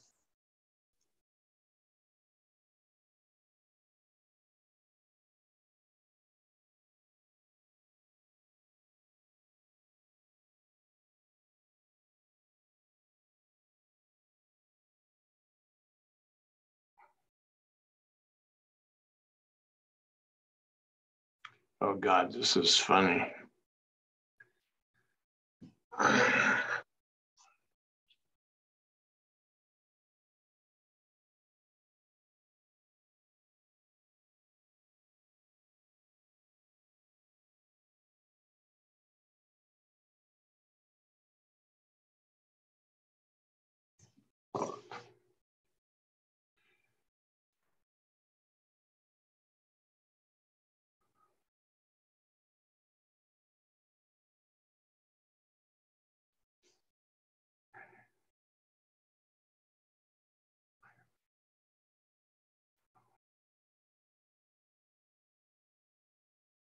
Back up a little bit, Deanna.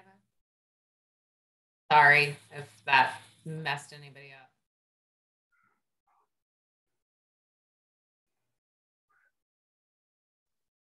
You want to keep going to the top of that section?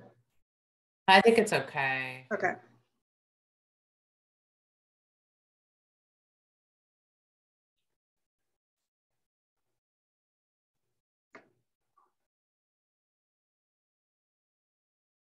I mean, the one thing I would say is there is an opportunity for further step down right now in JR. Like, I know that's not what's being asked for here, but with NACEL potentially being with the closure, there's gonna need to be some kind of middle step because it's functioned as like in the continuity, you always want people to be at the lowest custody level. We now won't have that.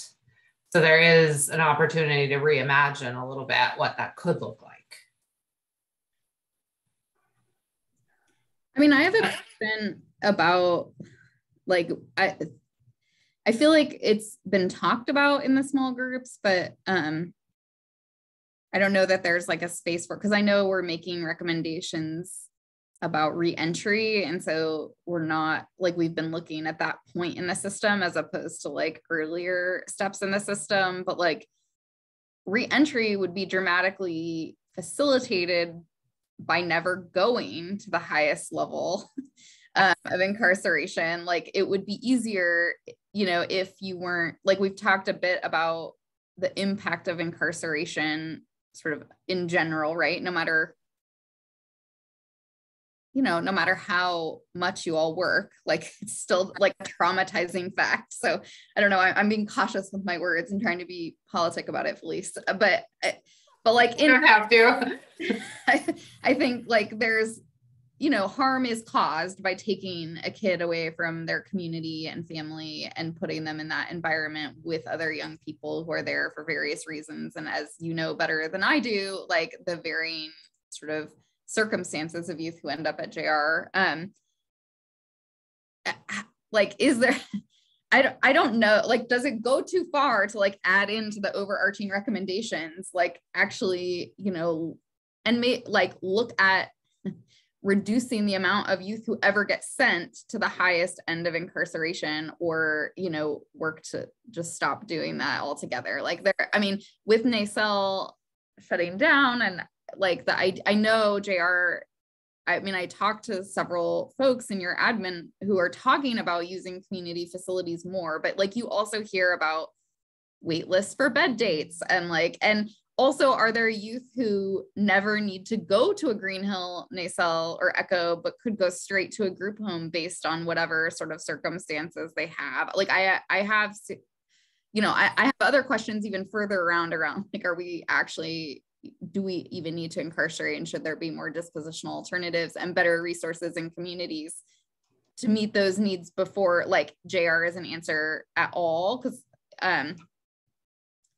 I mean, I have this problem with, you know, one specific example is kids charged with sex offenses, right? Who are eligible for SOTAs, but have no place to live. And so they get sent to JR solely because there's no place for them to go in the community to access a dispositional alternative. And it, like, to me, that's a travesty. So like, I guess my overarching recommendation is like, even before we provide like the very best reentry services, can we actually just like limit the flow of kids who ever have to go to the highest end of incarceration? And I mean, that in of itself requires a whole other subset of recommendations, but I feel strongly as a committee member that we should say something about that, like that somebody should be working on stopping the flow of incarceration, period, so that we're not designing a whole system around reentry where we could prevent that piece and provide the services earlier instead of after incarceration.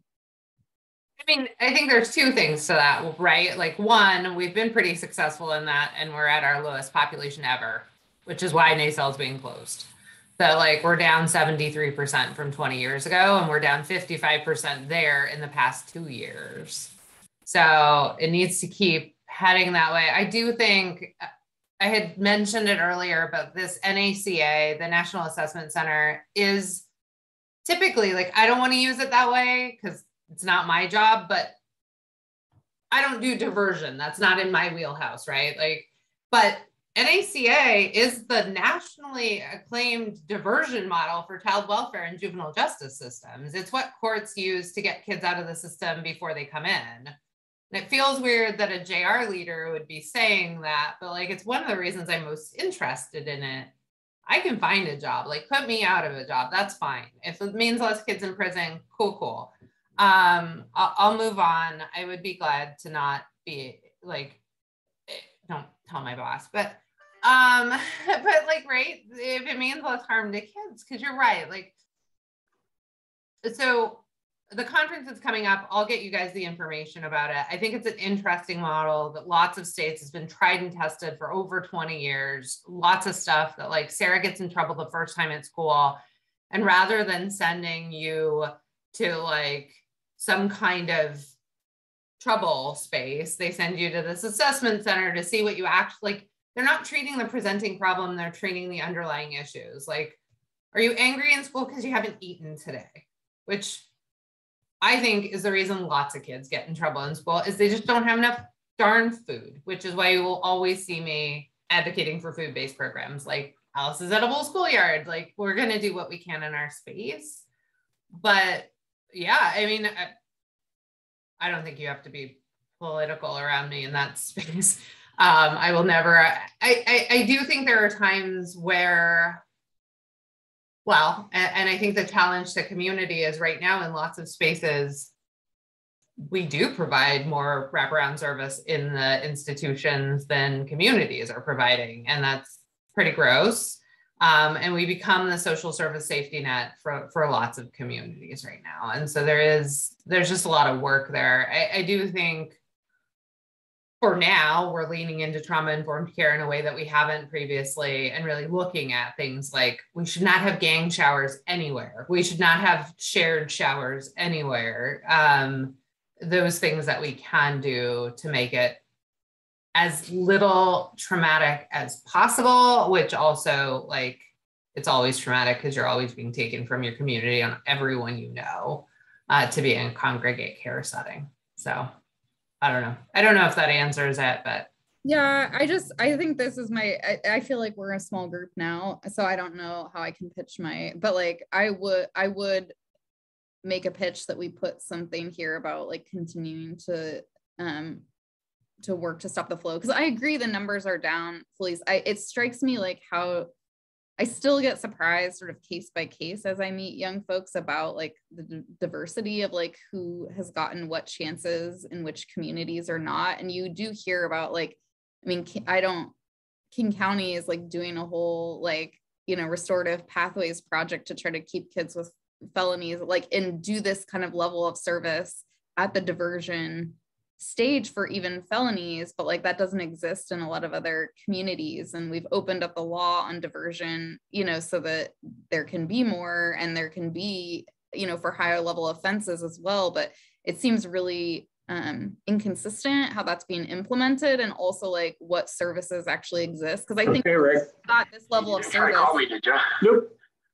Okay, I was out. Well, I moved the front yard.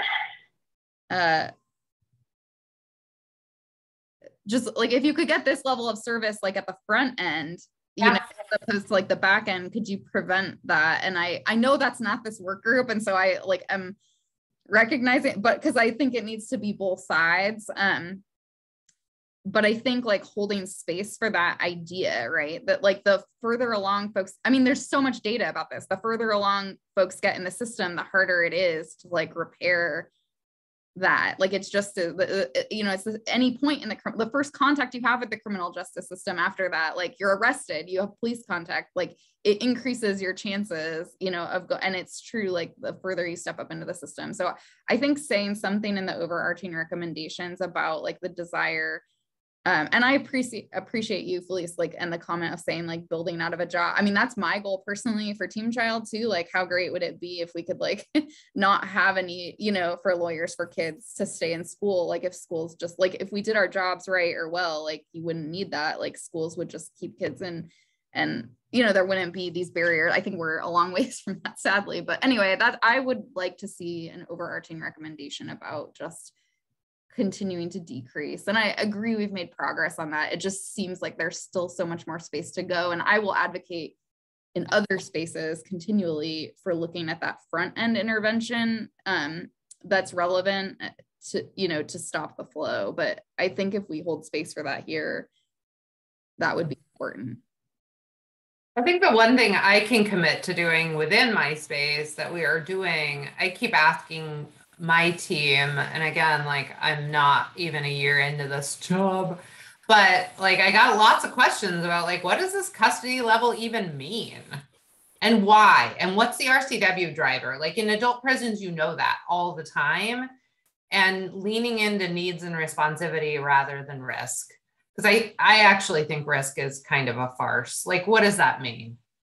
Murderers have risk to community? Like that's not actually true, or based in any data set ever known to man. So how do we focus more on the needs and responsivity and creating protective factors around the young people we serve and taking it on as adults rather than you've committed this crime, therefore you are risky to your community. And I think to your point around, and it is a small enough group that I feel safe saying this, but like building out systems that are equitable and not driven by popular opinion and like equitable all the time, even when people aren't pushing. And the kind of specific case I'm thinking about is like overall prosecutions are down in King County, except for the few kids that escaped from Echo Glen who are now going to do 8 more years. Because the community was pissed. And so like, how do we start to like, the folks who make it on the news, I feel like get longer sentences than everyone. And I'm not judging anybody. I don't do their work. Like, but how do we, you're right. Like kids in Benton County get longer sentences. I can't make heads or tails of it, but we still can't, I don't know. I just see, I mean, I can speak more from the adult system, but we had a judge years ago who kept sentencing people to a program we hadn't had in 20 years. And I kept saying like, I can't do this, sir. And he kept saying, whatever, they have to do skills, life skills. And we didn't have the program he was, so like, there's some like real mechanical fundamental stuff that's still broken in the space. But I do think focusing on needs and responsivity is the first step to getting there. The more we talk about not the kid is aggressive, but that the kid needs loving, supporting people around them because they're protecting their life, and focusing not on the presenting problem, but on the underlying, why are they doing that, right? Like,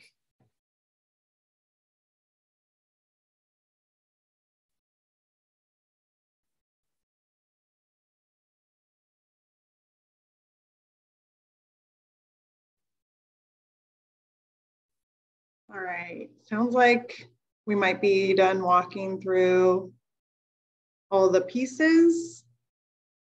Sure, after all that conversation, we did get Sarah's language in this, like the specific recommendation around, I don't know, I'll let you summarize it, but like around investing in diversion, like leaning into diversion as well.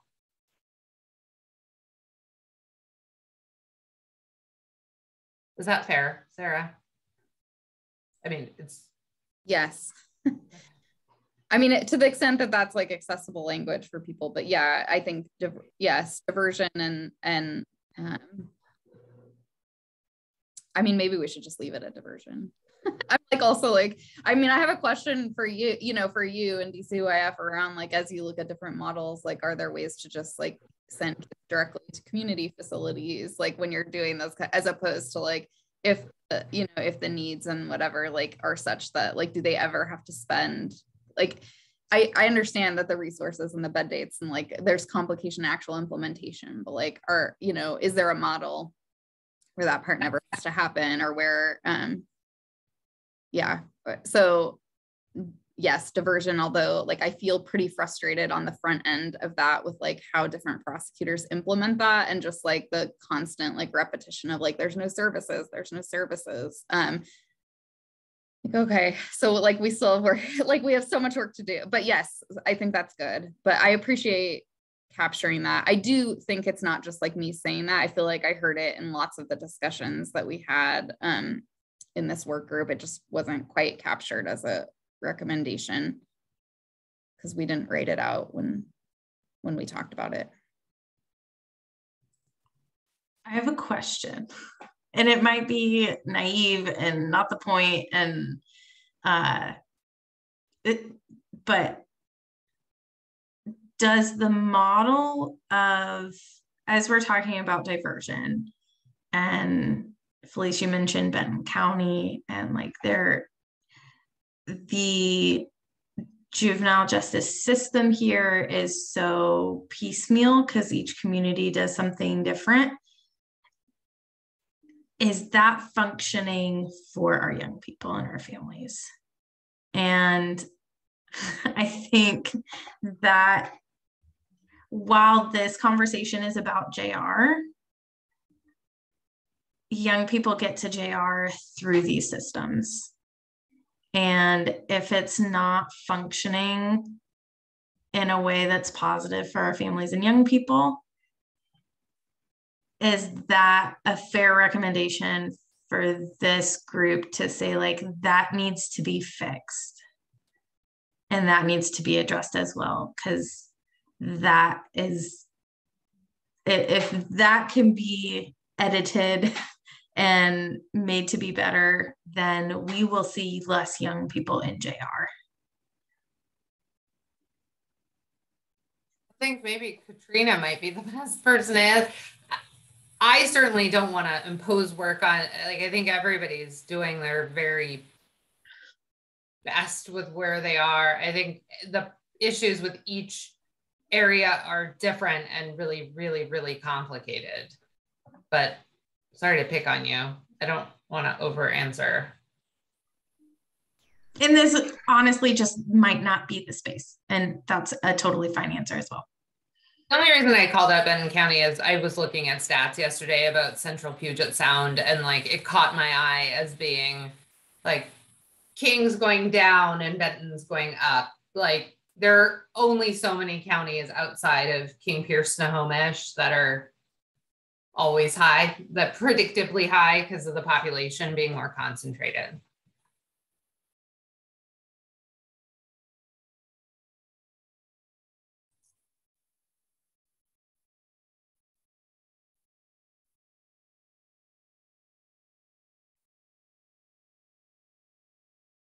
I think maybe the best answer is this is why it takes multiple systems coming together to identify, like, I think historically prisons and JR have not worked well with nonprofits either. And like, we don't do good warm handoffs with K-12, and we don't, like, there's all kinds of misses. And when we're not working to solve the same problem, we're kind of working against each other. So we're working closely with courts and like, yeah.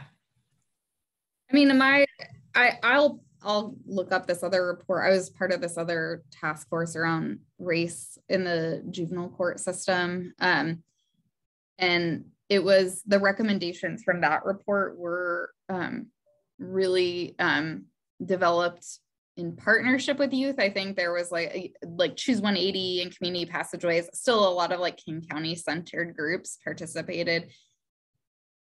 But Mockingbird also, the Mockingbird Society and some other young people participated in like the thematic, and like my takeaway from that is like from their perspective, like definitely not. I think that doesn't quite, because it's statewide report, but I do think it was. So I just don't have it up, but let me see if I can find a link to pop in the chat, because they make some pretty important recommendations at like multiple levels of the system, and a lot of like the earlier focus stuff, it's a little bit it's not like focused at this point, but I think it's new and it's valuable, and I want to make sure folks know about it. I don't know, like they're in the phase of like meeting and reporting and seeing how it might drive policy recommendations, but I mean, my experience since I've just been, I worked in Pierce County for most of my time at Team Child, and now I'm doing statewide work and work with youth at JR. And it does strike me like the referrals that we get, how varied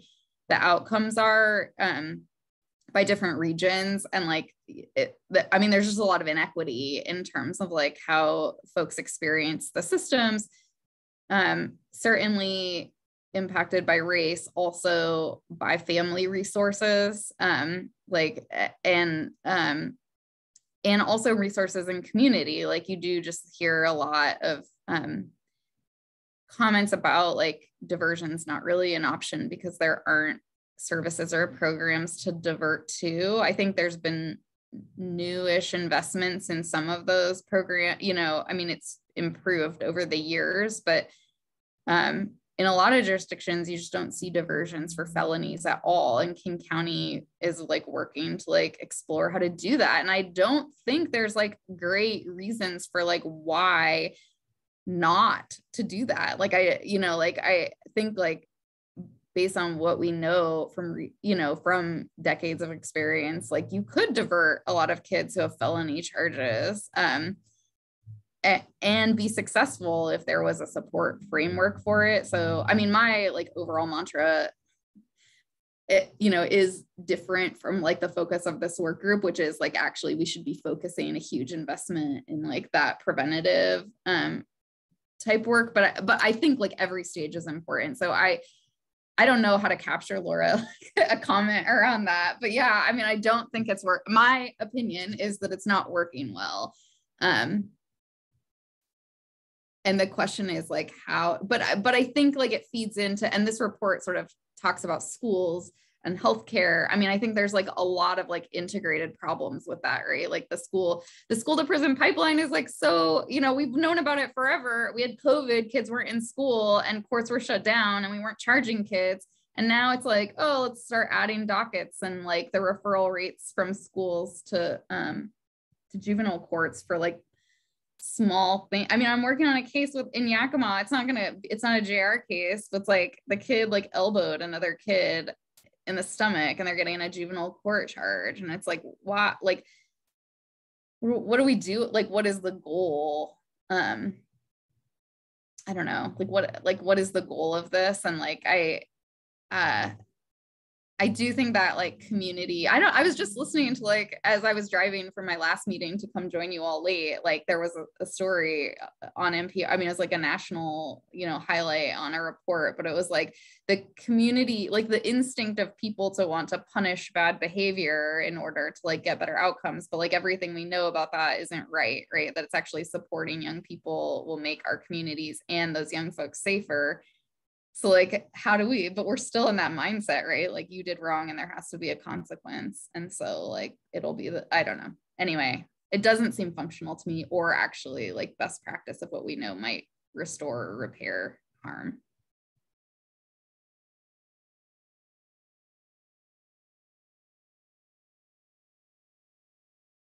A question about,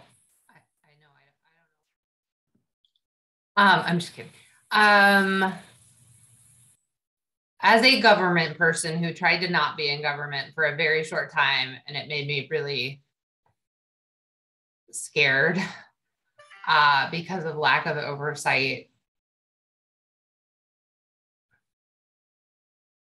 As we try to shift resources, is there any movement to make sure that service providers, and I'll tell you the reason I have this concern. I was at the women's prison for 6 years. We had 132 programs. I went through those programs curriculum, and some of the things they were teaching women were, I mean, downright destructive. And how is there, like we measure fidelity constantly, and I'm not saying we're perfect. We're not, we acknowledge we're not, but like with some of the organizations that we're being pushed to send kids to, we hear from kids they're not treating them like, so that's always my question about like, I'm not a top down, like, where's the balance of like, are you like, we paid out a contract last year that the focus was so specific that they served like 3 kids for $200,000. And the kids didn't like it and they wouldn't listen to it. And so like, as we try to navigate those waters, how do we do that without being, oh, thank you. Without being kind of, yeah, I don't even know how to say that, I guess, but that's the concern, especially with behavioral health and substance use disorder. There's a long history of abuse when desegmented from government with youth. And so I think a lot about like nature camps are some of the most abusive like things that ever happened to kids. And if we're not careful, then we recreate, like I've been in this system long enough that when the pendulum swings too far, it always causes more harm than it meant to. And that's just on the other side of it. What I'm worried about is like, at least we are audited constantly to make sure that we're not abusing kids, and there are standards and we have PREA standards and right NCCHC, like what's the standard of care that people will be held to that's predictable. I tried to report an agency recently in the Department of, like, they didn't have any oversight. It was shocking to me. Like, there's no whistleblower for nonprofits, apparently. Like, there's nothing. I was like bananas shocked, actually.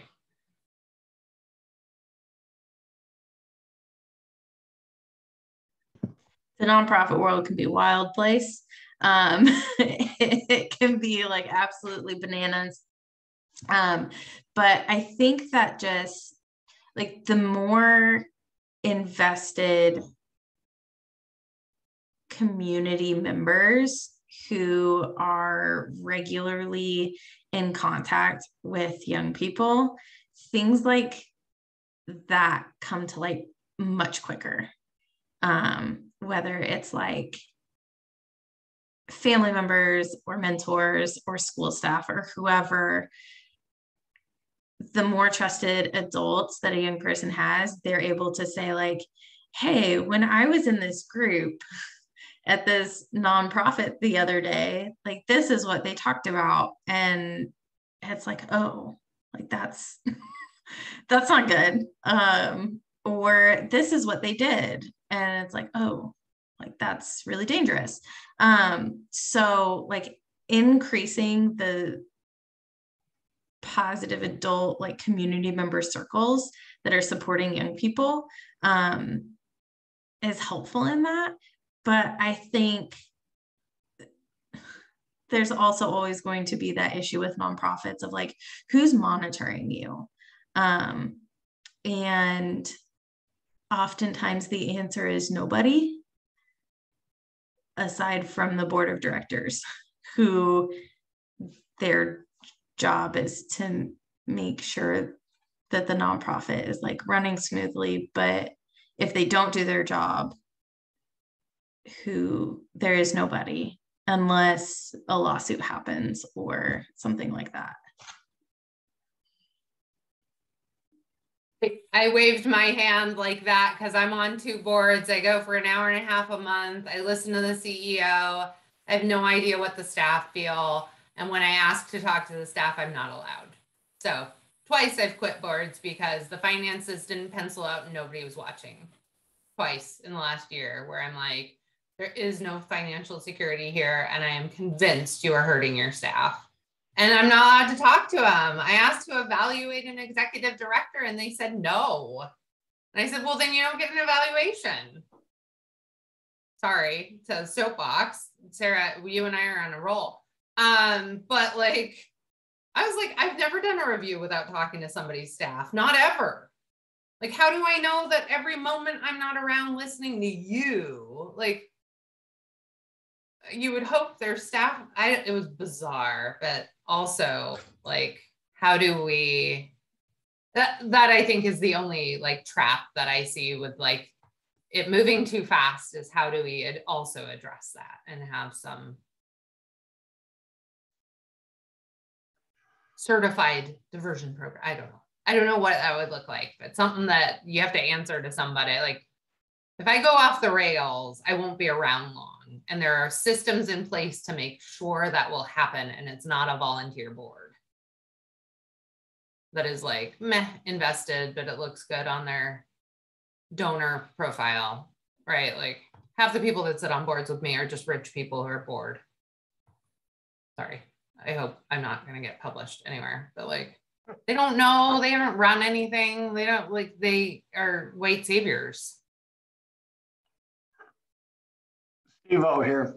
Number one, I had a LLC that I turned into a nonprofit to meet the requirements of RCWs for transitional housing. I picked who's on the board of directors. I picked people in the field that can help me and give me the way of making the best better. On the other hand, being in the clean and sober housing field, I see a lot of nonprofits.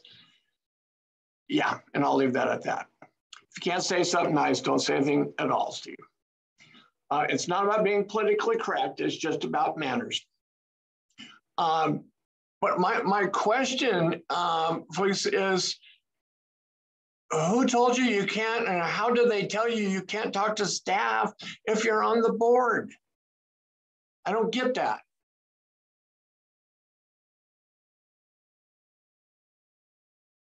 I can't go too deep into it, but the director themselves, and so I did it anyway, and then realized what was happening and that I had no power and needed to leave that board. I can't do board service for an organization where I can't constantly talk to staff.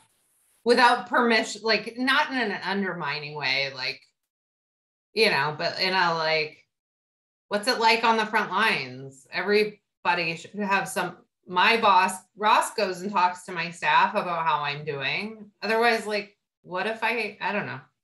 Yeah, transparency, authenticity, like how are we showing up in that space? Because really, I mean, the other piece here that I hope I don't offend anybody with is it's a funder-based model too, which often creates its own things. Like I was watching one of the people we contract with recently, and the way they wrote their outcomes letter to funders was, I don't know how they have to write it, but it's not necessarily the best for the client. Well, I think, oh, go ahead, Steve. In my case, I deal with Department of Corrections, Comprehensive Mental Health out of Yakima, Lord's Mental Health out of Tri-Cities. And maybe I'm a little different, but I keep asking them, how are we doing? How are we doing? And they keep sending me people, so I figure we must be doing okay. But one of my things is I'm a team player.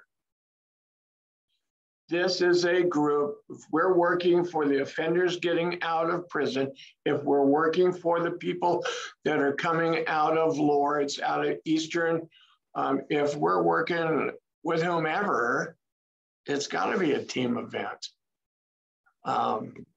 With the people in mental health, one of the things I'm looking for is least restrictive environment. And when I mention that to Lord's, they go, oh, what a novel concept. And I went, what? That's novel? That just seems common sense to me. You know, we're trying to find out where these, in my case, men can live successfully. Some of them end up in my clean and sober house and end up with an apartment. Some of them go back to 24-hour supervision housing, you know. But that's all I can tell you is what I do in my nonprofit. That's all.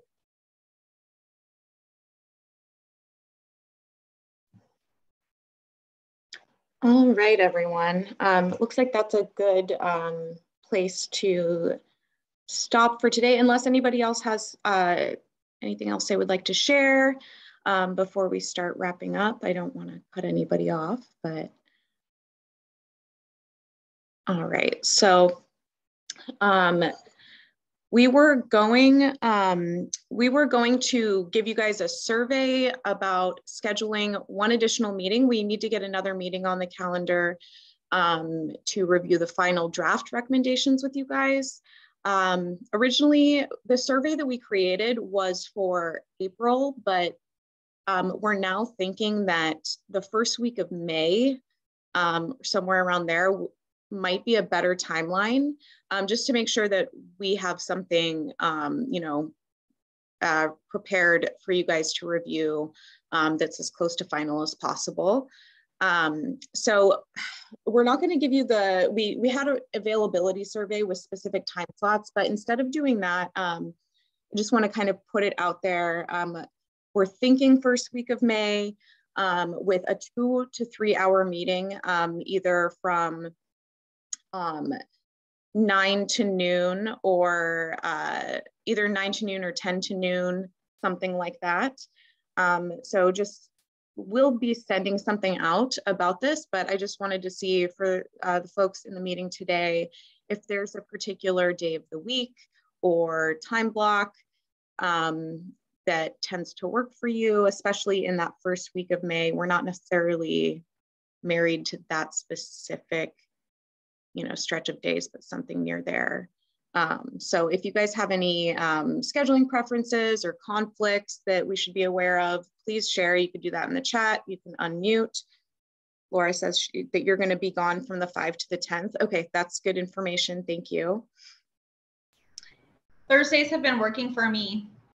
Okay, great.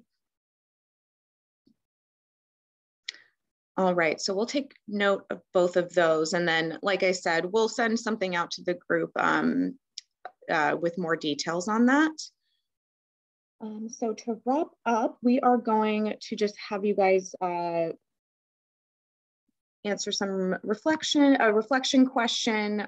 Jessica's going to put a link in the chat just for you guys to rank today's meeting. Please share any feedback or thoughts you have with us. I'll just give you guys a moment to do that.